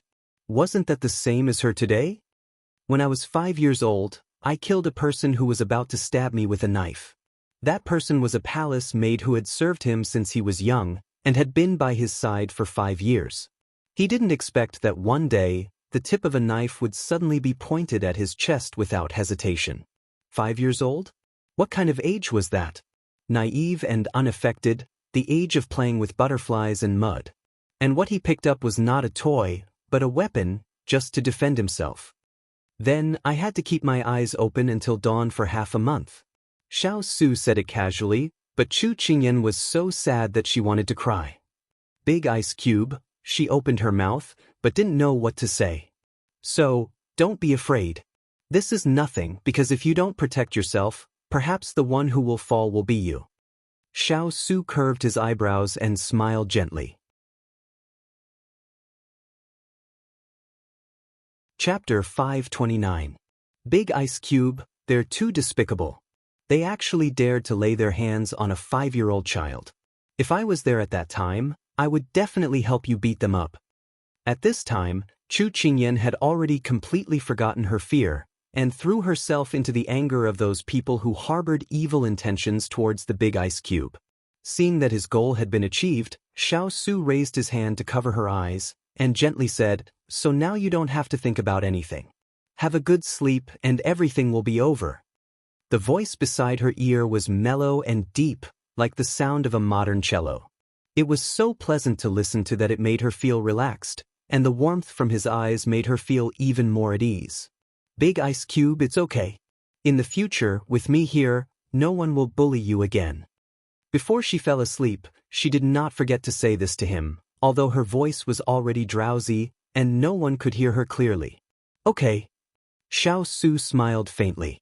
Only when the people under his hand were breathing evenly did Xiao Su move his hand away. Looking at the bed, the peaceful sleeping face, the smile in the corner of his eyes slowly disappeared. It was true that he killed someone when he was 5 years old, and it was also true that someone wanted to kill him. The insomnia for half a month was fake. Although he was only 5 years old at that time, he was already used to the dark side of the palace and had long been used to it. Since he was young, he had been taught to be alert at all times, just to protect himself. So when he was young, he would always hide a dagger on his bed, just in case. Unexpectedly, when he was 5 years old, it really came in handy. And he told this matter to the little fellow, just to let her put down the burden in her heart. If the first nightmare was not dealt with properly, then for a long time, she would be haunted by nightmares. This was not what he wanted to see. So what if it was a lie? To her, his concern had always been real. Xiao Su helped her tuck in the corner of the blanket and then put on a cloak. Sitting on the side of the bed, he looked at her and finally closed his eyes. Late at night, everything was quiet, only the river breeze and the sound of the sails fluttering could be heard. The boat steadily moved forward, and everyone fell asleep peacefully. Dawn came quickly. When Chu Qingyan woke up, the sky was still dark. Because of the devilish training in the snow mountain, she would wake up at that time every time, and today was no exception. She stretched lazily. Last night, she actually had a dreamless night until dawn. The quality of her sleep was simply too good. Just as she was about to get up, she saw the person leaning against the bed. Just as she was about to get off the bed quietly, she didn't expect that her movements would still alarm him. "Morning, Big Ice Cube." Her heart softened when she saw Big Ice Cube open his eyes. Big Ice Cube was so cute. Unfortunately, this blankness did not last for long. Soon, his eyes became clear again. Yes. After washing up, the two of them went to the deck. At this time, the sun had already risen above the surface of the river, shining brightly. Chu Qingyan, on the other hand, was in a good mood.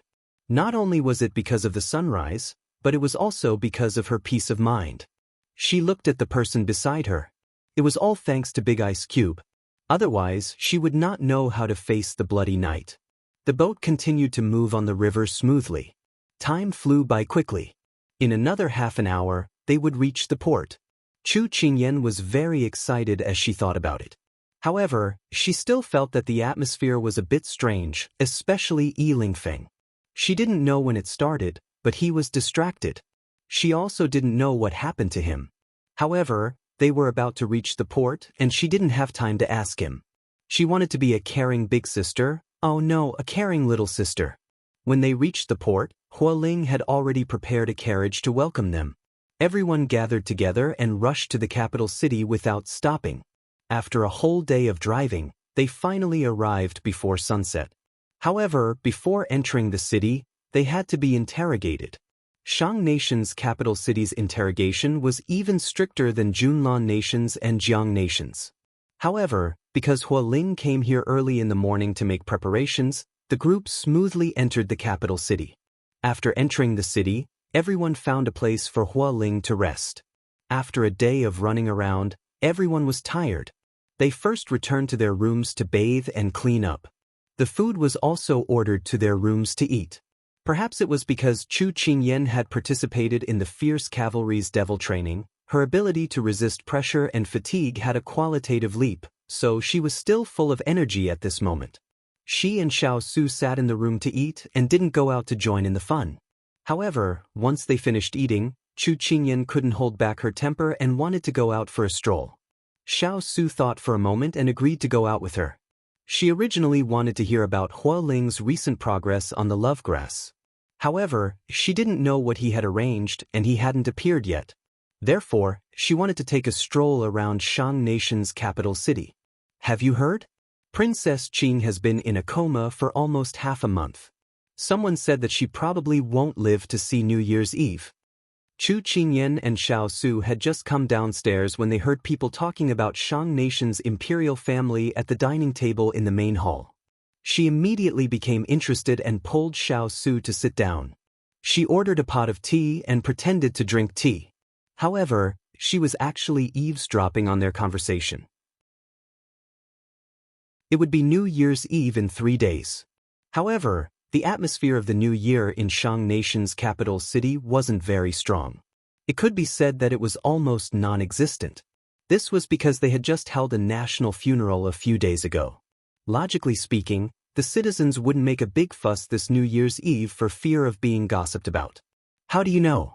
Didn't you say that the imperial physicians who treated Princess Qing didn't come out? A man didn't believe and questioned. Of course I know. The daughter of my sister-in-law's brother's mother's uncle's daughter is a servant in the palace. Therefore, my news is quite reliable. It is said that her injuries are very serious and she won't live for more than 3 days. The man who spoke first said proudly. At this moment, a cup fell to the ground and shattered. Chu Qingyan heard the sound and looked over. It was Yi Lingfeng. This person who usually paid attention to his demeanor would actually lose his composure in front of so many people? Chu Qingyan was a little surprised. Brother Xiao, I want to go and find her. Do you have any way? I beg you. Yi Lingfeng was in a daze for a moment. When he saw Xiao Su and Chu Qingyan, his eyes instantly turned cold. He quickly walked to Xiao Su with a panicked but sincere expression. Young Master Yi, what are you doing? Chu Qingyan was a little puzzled. She turned to Xiao Su and asked, Big Ice Cube, what's wrong with young Master Yi? Xiao Su knew that he couldn't hide what was going to happen from her. In the end, he told her everything. Dugu Qing is the eldest princess of Shang Nation. She is also the Princess Qing that the citizens were talking about just now. The moment he finished speaking, Chu Qingyan was stunned. You lied to me? This was her first reaction. She was already on the verge of crying. It's true. Xiao Su nodded. He had already guessed that she wouldn't be able to accept this fact. That was why he didn't tell her. At this moment, a few men dressed in casual clothes walked to Chu Qingyan and the others. They asked in a low voice, Are you Miss Chu Qingyan?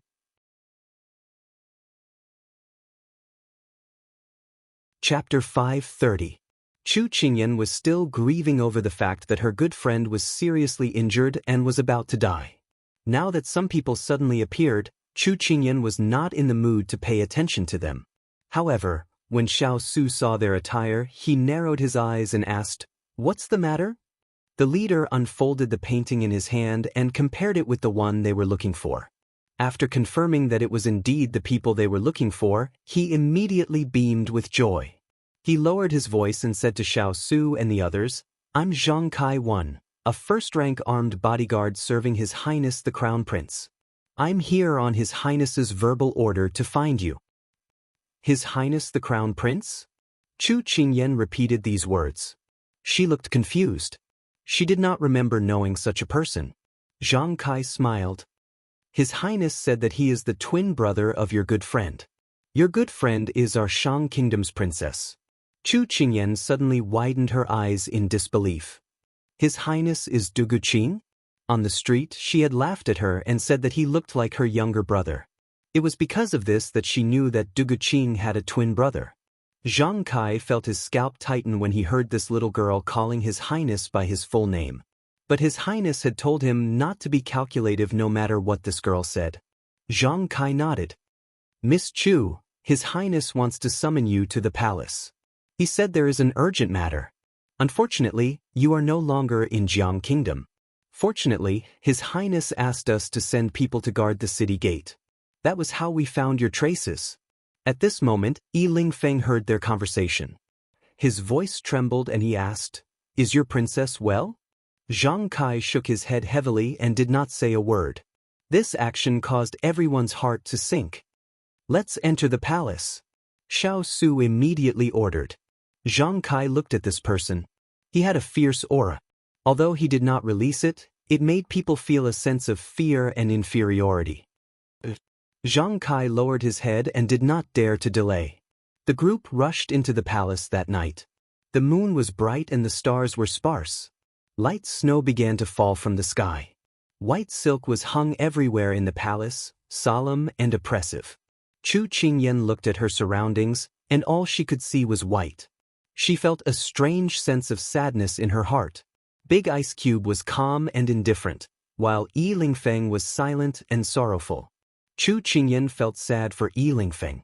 If he had treasured it back then, he wouldn't have ended up in such a state. She still had some complaints about Yi Lingfeng. She felt that he had deeply hurt Du Guqing, but seeing his eyes full of regret, she couldn't bring herself to be angry with him. Because compared to anyone else, he was the one who felt the worst. They arrived at the imperial study. He learned from Zhang Kai that the crown prince had been traveling outside until something happened in the imperial palace. Now, he had been staying in the imperial study to deal with state affairs. Other than eating and resting, he basically never left. With such a big thing happening in the palace, the crown prince must be under a lot of pressure. Zhang Kai asked the palace servant who was waiting outside to go in and report. Soon, the people in the imperial study opened the door. Chu Qingyan looked at Xiao Su. Xiao Su patted her shoulder. "You have to face what you have to face." When she heard this, she nodded heavily. The person in front of her knew her best. She was most worried about hearing news about Du Guqing.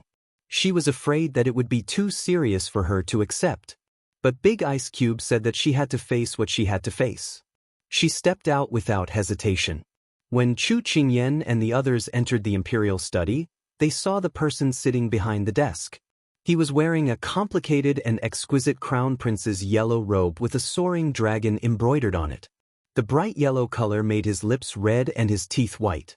His hair was tied up by a jade crown and fell behind his head. His face was like a jade crown, handsome and elegant.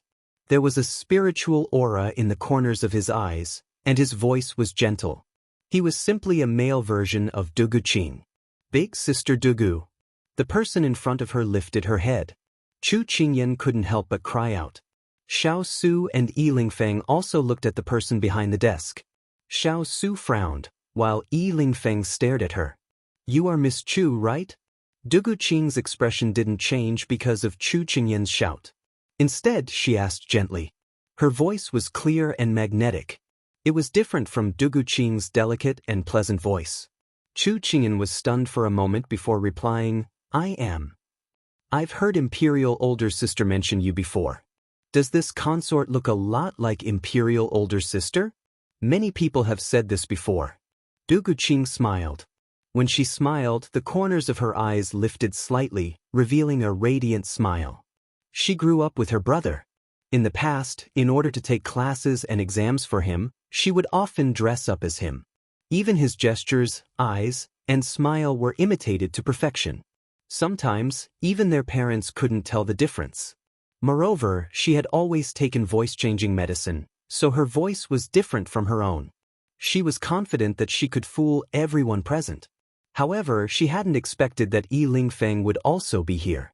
The moment she saw him, she almost gave herself away. Fortunately, her strong self-control pulled her back. She decided to stop looking at him to prevent her mind from being disturbed. Chu Qingyan pursed her lips. The person in front of her was very similar to Du Guqing. However, the way they talked and laughed was completely different. However, her instincts gave her a very familiar feeling. "Apologies, I mistook you for someone else." Chu Qingyan restrained her earlier loss of composure and spoke naturally and generously. "Miss Chu doesn't need to be so courteous. When Imperial Older Sister wrote to this consort, She often mentioned you. She said that she hit it off with you.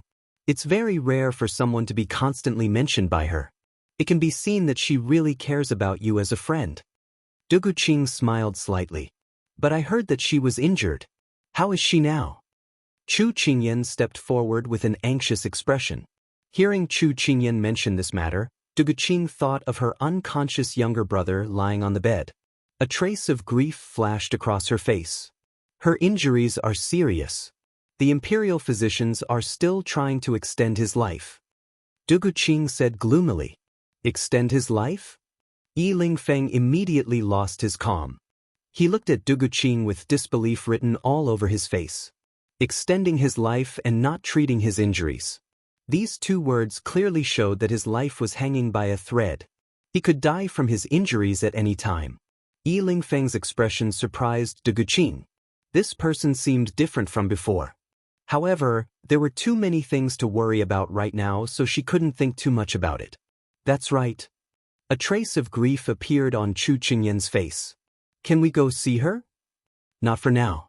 The imperial physician said that it's not appropriate to visit her right now for fear of aggravating imperial older sister's injuries. This consort knows that you're all very worried about her, but please forgive us, Duguqing said with a frown. Duguqing furrowed her brows. She couldn't let them see her. Otherwise, their identities would be exposed. This was also the reason why she had imprisoned those imperial physicians. We can understand. Chu Qingyan's expression was downcast. Xiao Su, who was beside her, placed his hand on her shoulder and gently patted her to comfort her. Actually, I invited you to the palace today because imperial older sister told me to give you something. Duguqing spoke at an appropriate time. May I ask what it is? Chu Qingyan was confused.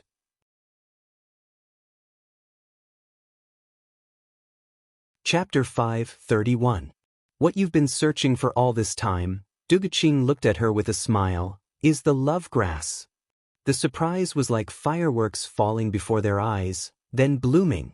Xiao Su was a little surprised. He lowered his head to look at the little fellow who was stunned on the spot. A strange emotion suddenly surged in the depths of his eyes.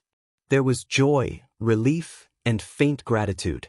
Chu Qingyan didn't know what words to use to describe her current feelings. She looked blankly at Duguqing. Can you say that again? I'm afraid I didn't hear you clearly.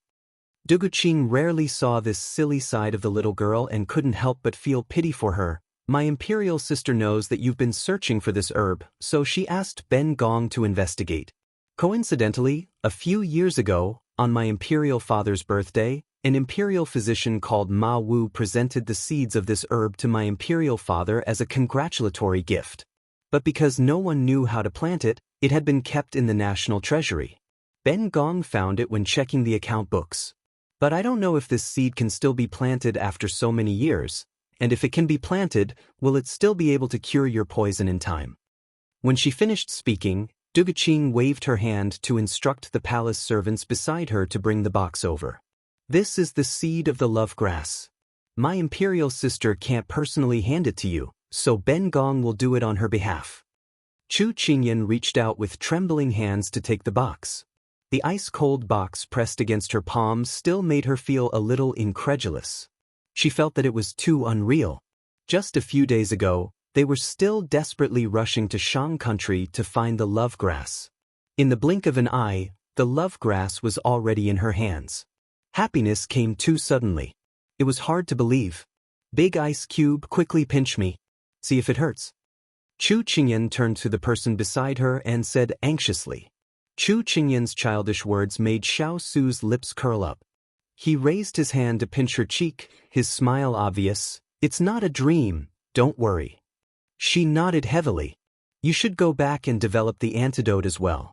This is a command token for entering and exiting the palace. If you wish to enter the palace, just bring this command token with you. No one will stop you. Duguqing handed the command token to Chu Qingyan. Chu Qingyan received it and thanked him with a smile in her eyes. Your Highness, may I take a look at Princess Dugu? Yi Lingfeng, who had been silent all this time, suddenly spoke up. Duguqing turned to look at him. His eyes were filled with complex emotions. When their eyes met, Duguqing's body trembled slightly, but it was only for a moment before she regained her composure. Whatever emotions were in his eyes had nothing to do with her, and she did not have the energy to think about it. She could only suppress the surging emotions in her heart. Royal sister can't be disturbed. If you want to visit her, come back in a few days. Duguqing's tone was somewhat indifferent, seemingly not very fond of Yi Lingfeng. Hearing this, Yi Lingfeng's eyes darkened. He pursed his lips but didn't say anything. What identity could he use to meet her now? A businessman with no power or influence, and he had hurt her deeply. The confident and unrestrained young master suddenly had doubts about everything he had in the past. This time, I came to Shang country to see her. If it's convenient in a few days, I hope your highness can make an exception. Yi Lingfeng bowed slightly and said respectfully to her. Seeing the three of them leave the imperial study, Duguqing fell onto the dragon throne as if she had lost her soul. Was that what he did just now? Why was he so insistent on seeing her? Didn't they say that they would go their separate ways? She closed her eyes and tears flowed down her face. When she saw the little lass and the others just now, she really wanted to admit her identity, but she couldn't. The imperial power was in danger, and she couldn't relax at this time. She had no friends, no lover, and no imperial father. She could only rely on herself in the future. She suddenly felt a little sad. It was impossible for a person's life to be smooth sailing. Not long ago, she was still the favored daughter of the heavens, and was doted on by everyone. But now, her family was ruined. Her imperial father, who doted on her, passed away before she could see him for the last time. Her imperial brother, who would always stand in front of her and shield her from the wind and rain, was now in danger. Her gentle and virtuous imperial mother had to endure the pain of her husband's death, and also bear the worry of her son being injured and unconscious. Her long hair had turned white overnight. How could she say that she was tired at this time? Dispelling all the distracting thoughts in her mind, Duguqing sat down again, picked up the memorial on the table, and started to read it. In the past, she didn't know how tired her imperial father was. Now, she held the brush and drew word by word with love. She still remembered that in the past, when her imperial father was reading memorials, she would run over to his shoulder and watch him draw cute birds and beautiful lotus flowers for her on the white paper. But now, she was all alone, all alone. The most lamentable thing was, things remained the same, but people were no longer right and wrong. The palace lantern cast a slender shadow on the ground, elongating it continuously. The moon was like a hook, and the lonely parasol tree locked up the sorrow of the courtyard, whose tears fell, soaked the paper, scattered the cinnabar, and dyed whose eyes red. At this time, Chu Qingyan and the others had already left the palace and were rushing to the inn to give the love grass to Qing Yenluo and Ethereal, so that they could develop the antidote. The three of them shared the carriage. Compared to the smile on Chu Qingyan's face, Yi Lingfeng was defeated and lost, as if he had lost his soul. Ever since he left the imperial study, he had been at a loss. Young Master Yi, don't worry. We'll go back and let Ethereal and the others treat Sister Duga's injuries. Their medical skills are much better than those of the Imperial Academy of Medicine, so there will be hope. Chu Qingyan comforted him. When she was in the study, she had heard about Duguqing's serious injuries. She had been very sad, but she had suppressed her emotions so that she could call for help when they returned. Hearing this, Yi Lingfeng's face relaxed a little. He nodded. Right, I actually forgot that we can bring Miss Cheng and the others to save little Qing. Let's go back quickly. Xiao Su was not good at comforting people, and he had given all his patience to Chu Qingyan. So at this time, he could only pat his good friend's shoulder, indicating that he could rest assured. Seeing that Yi Lingfeng's face had recovered some color, Chu Qingyan sighed in relief. But when she heard him call Duguqing as Little Qing, Chu Qingyan was a little surprised, but then she understood. It seemed that Yi Lingfeng's feelings for Duguqing were very clear.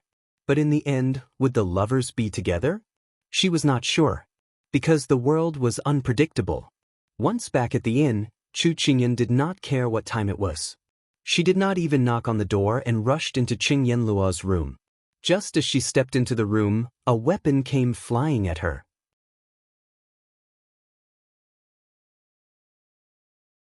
Chapter 5:32. Chu Qingyan tilted her head and nimbly dodged the weapon. When she steadied herself, she saw that the weapon was a neat row of silver needles stuck in the door. Sister Yen Luo, were you trying to murder me just now? Chu Qingyan heaved a sigh of relief and turned to glare at the person sitting on the bed. Cheng Yen Luo adjusted her clothes and rolled her eyes at her. I didn't have the nerve to scold you. You should have knocked on the door when you came in. I was so scared that I woke up from my sleep and almost shouted that you were molesting me. Chu Qingyan scratched her head. She had indeed been too rash. However, after hearing Yen Luo's words, Chu Qingyan could not help but mourn for Kong Ling in her heart. Kong Ling was still able to react in time and insert a few needles into Chu Qingyan's body. Cough cough. I won't do it again. Chu Qingyan realized her mistake and immediately corrected herself. I'll forgive you this time. Tell me what happened. Why did you come looking for me in such a hurry? Did your big ice cube bully you? Cheng Yen Luo irresponsibly guessed. However, would her big ice cube bear to lay a finger on her? She could only think about it. After Cheng Yen Luo's reminder, Chu Qingyan finally remembered the purpose of her visit. She hurriedly took out the box and held it carefully. Sister Yen Luo, we got the seed of the love grass. Quickly take a look and see if it can still be used. Cheng Yen Luo glanced at the wooden box in front of her and suddenly felt a little dazed. Then, she turned around and was about to return to the bed when Chu Qingyan's surprised expression turned to puzzlement. Cheng Yen Luo rubbed her forehead and said as she walked, Am I tired from the journey? I'm actually hallucinating. We've only been in the capital of Shang Nation for less than 6 hours and we've already found it. This is too scary. I need to sleep to catch up on sleep. Chu Qingyan listened to Cheng Yen Luo's muttering and suddenly felt embarrassed. She grabbed Cheng Yen Luo and cried, Sister, you're not dreaming. Quickly help me take a look. The situation is urgent, there is no time to waste. Cheng Yen Luo snapped back to reality and snatched the box from Chu Qingyan's hands. Why didn't you say so earlier? Chu Qingyan watched her open the lid of the box and heaved a sigh of relief. I told you, but you didn't believe me. Cheng Yen Luo didn't say a word. She carefully removed the red silk and revealed the small green seed inside. It looked like a small mung bean. It doesn't look like it's damaged. Chu Qingyan moved closer and stared at the bean, sizing it up. Didn't you open it when you got it? With that, Cheng Yen Luo picked up Little Bean and placed it under her nose to sniff it. Chu Qingyan shook her head. I didn't look at it. I was afraid that I would spoil it. Chu Qingyan's eyes were fixed on Cheng Yen Luo's actions. She watched as Cheng Yen Luo sniffed and stared at the bean. Chu Qingyan's imagination ran wild. Chu Qingyan hoped that Cheng Yen Luo would not bite the bean. Otherwise, the bean would be crushed. Cheng Yen Luo frowned. Actually, I don't know much about the seeds of love grass. I only know what it looks like after it germinates. We'll only know the results after it germinates. Chu Qingyan's heart clenched as she asked, What should we do now? Don't worry, I'm going to plant it now. We'll know tomorrow morning whether it's a mule or a horse. Cheng Yen Luo comforted her and placed the seed back in the box. Then she walked to the table and sat down. She picked up a pen and started writing down the things she needed. Do you need my help with anything? Chu Qingyan walked to her with the box and asked seriously. I need a quiet space. Don't let anyone disturb me. Also, I need everything on this piece of paper. Cheng Yen Luo blew on the ink she had written and passed it to her. Chu Qingyan nodded. Then she called for a fierce cavalry and passed the paper to him, instructing him to purchase it. When she turned around after giving her instructions, she saw Cheng Yen Luo looking at her with a half smile. She couldn't help but laugh. If you look at me like that, I'll think that a flower has bloomed on my face. Unexpectedly, Cheng Yen Luo nodded seriously. She rubbed her chin and looked a little teasing. A flower has really bloomed on your face. What flower? I don't believe it. Chu Qingyan spread her hands. A huge peach blossom. Cheng Yen Luo smiled brightly. Nonsense. Chu Qingyan thought that this person was imagining things again. I'm not talking nonsense. I have to say that you're not a bad peach blossom. Your character is excellent and your influence is great. Moreover, you're gradually getting better. Don't you see that those arrogant fierce cavalry are also polite to you? Now, you can even order them around. Cheng Yanluo clicked her tongue. In fact, she couldn't say that the little girl was climbing up the social ladder. She could only say that her efforts and brilliance were enough to bear this peach blossom. After hearing Cheng Yanluo's words, Chu Qingyan couldn't help but imagine what a big ice cube with a peach blossom on her head would look like. However, she couldn't help but shudder when she thought of this image. The image was too beautiful. She didn't dare to look at it. Stop talking nonsense. Let's talk about something serious. Chu Qingyan puffed up her cheeks and glared at her fiercely. Alright, what else is there to talk about? I thought that other than your big ice cube, you have nothing else to do. Cheng Yanluo teased.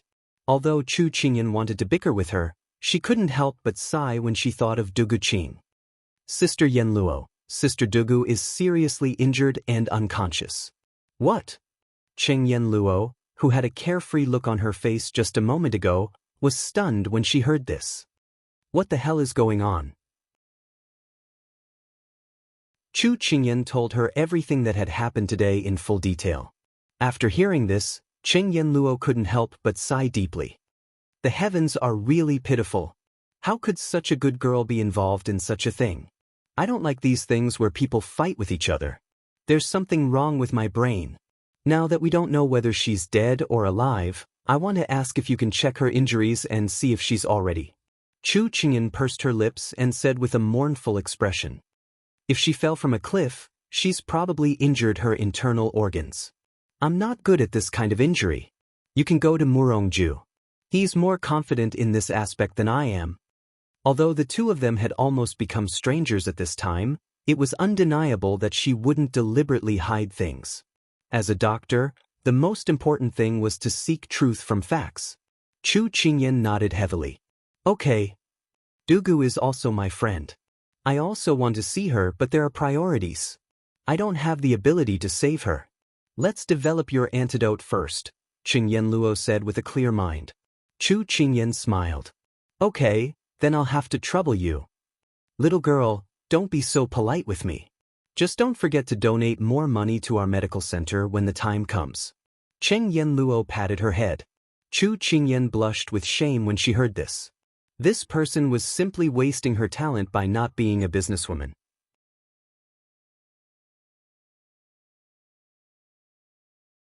Chapter 5:33. The two of them chatted for a while. The swift cavalry had already prepared everything Cheng Yanluo wanted. Thus, Chu Qingyan was pushed out of the room. I'm going to start planting the grass now. You can come back tomorrow morning and witness the life and death of the love grass together. With that, the wooden door slammed shut in front of her. Chu Qingyan rubbed her nose, which had almost been smashed. The saying, swift and decisive, was exactly what Big Sister Cheng meant.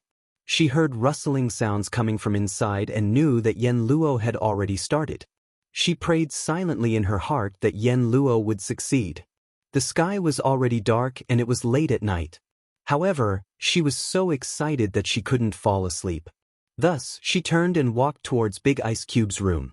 She saw that his room was brightly lit and he should still be awake.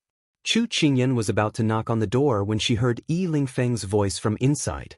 Ethereal, do you have a way to treat her? At this time, Ethereal replied, I can't guarantee it. I have to wait until I see Miss Dugu before I can make a decision. Then let's go now. Yi Lingfeng said anxiously.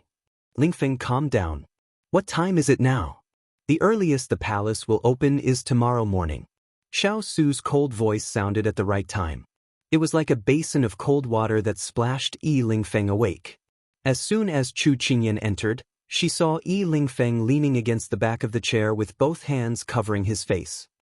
Young Mastery, don't worry. You'll know the result tomorrow morning. Go back and rest first. You haven't had a good sleep recently. In the past few days, Yi Lingfeng's eyes were getting more and more tired. It wasn't difficult to see that he hadn't slept well recently. Chu Qingyan couldn't help but advise him. Yes, we'll wait for the crown prince to finish court tomorrow morning and then enter the palace. Yi Lingfeng stood up. His body was much thinner than before. At this time, he slowly walked out of the room, looking a little lonely. Chu Qingyan looked at his back, not knowing what to say. After Yi Lingfeng left, Ethereal also planned to get up and leave, leaving some space for his master and little consort. Chu Qingyan did not understand his tactfulness. She stopped him. Ethereal. Young consort, do you have any orders? Ethereal turned around and asked. How confident are you about Big Sister Duga's injuries? Chu Qingyan asked with a worried expression. Ethereal pondered for a moment before raising 5 fingers. 50%. Chu Qingyan frowned. The chances of success were too low. The reason is the same as what young Master Yi said. This subordinate wants to see the injury first. Another reason is that this injury has dragged on for nearly half a month. Even if the injury can be cured, it is not optimistic at this time. Ethereal knew that she had a close relationship with Dugu Qing, but he still answered truthfully. A doctor had to tell the truth to the patient's family. Alright, I understand. You should also go back and rest early. Chu Qingyan's face was slightly pale, but she did not forget to call out to Ethereal. Ethereal nodded. This subordinate will take his leave. Chu Qingyan turned around and leaned on the table, her expression unreadable. At this time, a cup of hot tea was pushed in front of her. Chu Qingyan reached out to hold the teacup with both hands before raising her head to thank the person in front of her. There is no use for you to fret. What will come will come. Xiao Su said indifferently. Chu Qingyan pressed the warm teacup against her face, looking worried. I understand these reasons, but we can often convince others, but we can't convince ourselves. Xiao Su remained silent. The little fellow was right. He picked up the teacup and drank slowly. Actually, Big Ice Cube, I feel that there is something fishy. That Dugu Qing, do you feel that he is very familiar? Chu Qingyan was just sorting out what she had seen and heard today when she suddenly felt that something was wrong. She turned to ask the person beside her. Familiar? Xiao Su raised his brows, not quite understanding. It's him and Big Sister Dugu. The two of them give off a very similar feeling. Chu Qingyan sat up straight and then said seriously. Xiao Su was puzzled. Aren't the two of them twins? It's normal for them to be similar. Chu Qingyan shook her head. I know that they are twins, but there are no two identical leaves in the world. It's the same for people. I feel that Dugu Qing gives me a very similar feeling to Big Sister Dugu, or... She had a bold guess in her heart, but she did not say it out loud. Or what? Or Dugu Qing is Dugu Qing. Xiao Su was a smart person. He knew what she was thinking from her tone. Chu Qingyan was surprised. The Big Ice Cube's guess was too accurate. However, she only had a guess. Do you think so too? Chu Qingyan felt that she had found a resonance and was very happy. Xiao Su expressed his helplessness at her reaction. He didn't have much contact with Dugu Qing, so he didn't know her as well as the little fellow. He was just going along with her words. He was a person who valued reasoning and analysis more than he was good at judging cases based on feelings. Chu Qingyan was a little disappointed when she saw his reaction. Forget it. When the time comes and we enter the palace, I will observe carefully. Chu Qingyan was a little frustrated. Xiao Su did not comment. Big Ice Cube, Sister Yenluo has already started to plant the herbs. She said that if she succeeds, she will be able to make the last antidote for you.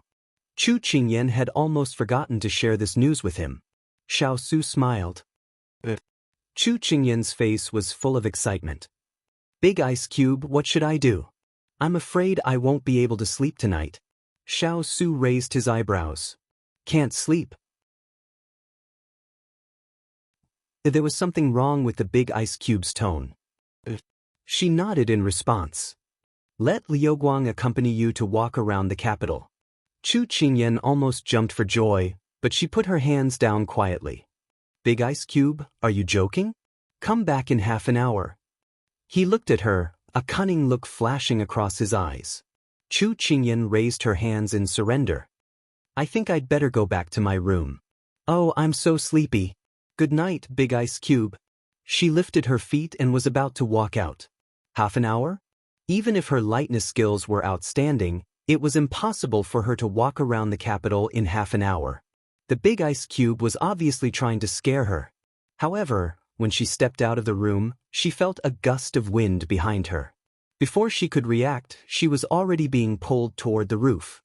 Big ice cube, where are we going? Chu Qingyan pushed her messy hair to the back of her head and squinted her eyes as she asked. I'm taking you to a place to enjoy the scenery. With that, he took off and headed toward the southeast of the capital. Today, in the inn's lobby, he had inadvertently heard that there was a tall tower in the southeast. From there, one could see the Star Moon Lake, which was 15 kilometers away. The Star Moon Lake would glow during winter nights, so he wanted to take the little fellow there to take a look.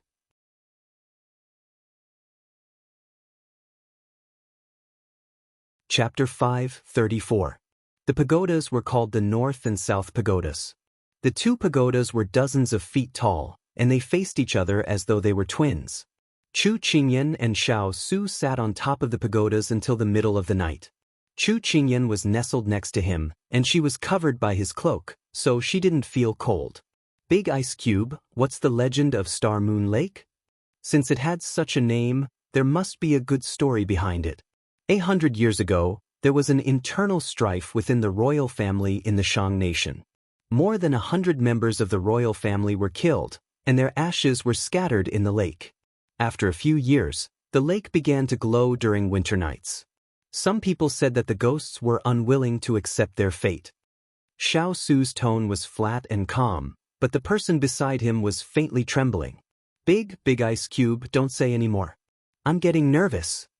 Chu Qingyan tugged at his sleeves as she begged. Xiao Su smiled faintly. I'm done. Chu Qingyan heaved a sigh of relief. Big Ice Cube had brought her here to see the lake, yet there was such a frightening legend behind it. It would have been better if he hadn't told her. The two of them looked at the glowing lake in silence. Suddenly, Chu Qingyan broke the silence. Big Ice Cube, what do you think is the progress of Sister Yenlua's research on the herb? Although she told herself not to think about it, she couldn't help but think about it. She should be asleep by now. He's asleep? Chu Qingyan was stunned. The most important thing for the love grass is to slowly take root and sprout at dawn. Miss Ching only needs to prepare the soil at night. She doesn't need to do anything in the middle of the night. She was also waiting in front of the flower pot. Not everyone was like her, who kept this matter close to her heart and couldn't be at ease. Because she cared, she was worried. Oh, I almost forgot. Sister Yenluo did mention something like that. Chu Qingyan scratched the back of her head and giggled. Xiao Su reached out and touched her head, then pulled up the cloak that had slipped off her shoulders. His actions were natural, and Chu Qingyan did not feel that there was anything wrong with it. Instead, she approached him and started a conversation. Big Ice Cube, tell me about your travels in the past. I'm curious. Changing the topic was to distract her from her constant worry, but it was of no use. She knew that Big Ice Cube had been traveling outside for 2 years to study, so she wanted to know what kind of life Big Ice Cube had experienced after leaving the palace and not going to the battlefield. It's boring to talk about it. Xiao Su frowned, perplexed. As long as it's not boring for me. Hurry up and tell it. Just treat it as a bedtime story for me. Chu Qingyan didn't give up. Xiao Su muttered to himself irresolutely before he said, let me tell you about the different ways of eating in the Sichuan region. She loved food the most. The night was tranquil, and the moon was clear. His voice was low and deep as he whispered into her ear. Chu Qingyan felt sleepy as she listened. Are you sleepy? Xiao Su noticed her rubbing her eyes and couldn't help but ask. But let's go back. Actually, she realized that as long as she was by Big Ice Cube's side, she would feel calm and at ease. He was a man who made her feel at ease. It was a pity that the women in the Sichuan region only looked at his appearance, not his temperament. Otherwise, her Big Ice Cube would have been much better. However, it was too late now. Anyone who wanted to get close to him would have to go through her first. Let's go back. Xiao Su got up, but she grabbed his hand. He lowered his head and looked at her questioningly. My legs are numb from sitting. I can't walk anymore. Chu Qingyan snorted. So? Xiao Su raised his eyebrows. Piggyback me. She smiled slyly. Xiao Su shook his head. She didn't need to find an excuse. He wouldn't refuse her if she said so. Chu Qingyan looked at the broad and solid back in front of her and lay on it contentedly. Let's go. Let's go home. Let's go home. Xiao Su's heart warmed when he heard this. His black robes were embroidered with golden threads at the cuffs and hem of his robes. At this moment, they were fluttering in the air, reflecting the moonlight. Golden light flowed and it was extremely beautiful. The person on his back was dressed in exquisite snow-white clothes. Her long hair fluttered in the wind, creating beautiful arcs one after another. One black and one snow, they rose and fell in the night sky. Some people said that they saw the legendary celestial couple that night. It was very beautiful as a painting. When they returned to the inn, Chu Qingyan had already fallen asleep on his back. In order not to disturb others, Xiao Su placed her on his bed. Then, he sat on the small bed next to hers. He leaned on the side of his face and made do for the night. When the night had just receded and dawn had just begun, a hurried carriage had already passed through the morning dew and was speeding towards the palace of Shang country. In the carriage, Ethereal was half asleep and half awake. He was very resentful. He hadn't slept enough yet. Then, he turned to look at the person who woke him up early in the morning, Yilingfeng. At this moment, Yilingfeng's entire body was tense. He sat in the carriage as if he was facing a great enemy. His complexion was very poor. There were faint green circles under his eyelids. It was obvious that he hadn't slept for the entire night. However, his mental strength wasn't bad. In his eyes, there was worry, anxiety, panic, and anticipation. Ethereal leaned against the wall of the carriage and was puzzled. When they were in Jiang country, everyone knew that Duguqing liked Yilingfeng. However, no one knew when Yilingfeng started to care about Duguqing. He wondered if he had been too closed off recently. That's why he didn't even know about this kind of thing that even a fool could see. But even this kind of thing that even a fool could see, Yilingfeng only found out recently. He had fallen in love with someone who used to love him deeply but was ruthlessly hurt by him. The carriage soon arrived at the palace gate. Yilingfeng showed the token that Duguqing gave to Chu Qingyan to the guard. Sure enough, the carriage was unimpeded. Duguqing, who had just finished the morning court, received the news that Yilingfeng had brought a doctor into the palace. Yilingfeng. Duguqing was very surprised. This person, when did he care about her so much? Yes, young Master Yi is almost at the imperial study. Does your highness want to see him? I heard that he brought an extremely skilled doctor with him. Zhang Kai stood in front of her and reported. His voice was filled with joy. Zhang Kai was Duguqing's confidant and most trusted subordinate. Zhang Kai also knew that Duguqing and Duguqing had swapped identities. So when he heard that Yilingfeng had brought a famous doctor, he was naturally happy. Duguqing originally wanted to refuse. If it was little Qingyan, she might have agreed because she wanted to prevent her identity from being exposed. However, since Zhang Kai had already spoken, Duguqing had no reason to refuse. Bring him to see this consort. Also, summon Chu Qingyan. If she has time today, she can come to the palace. This consort has something to ask of her. Duguqing walked towards the imperial study. Sometimes, there were some things that you couldn't avoid even if you wanted to.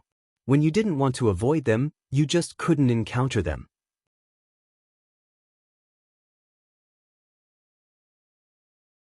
Chapter 5:35.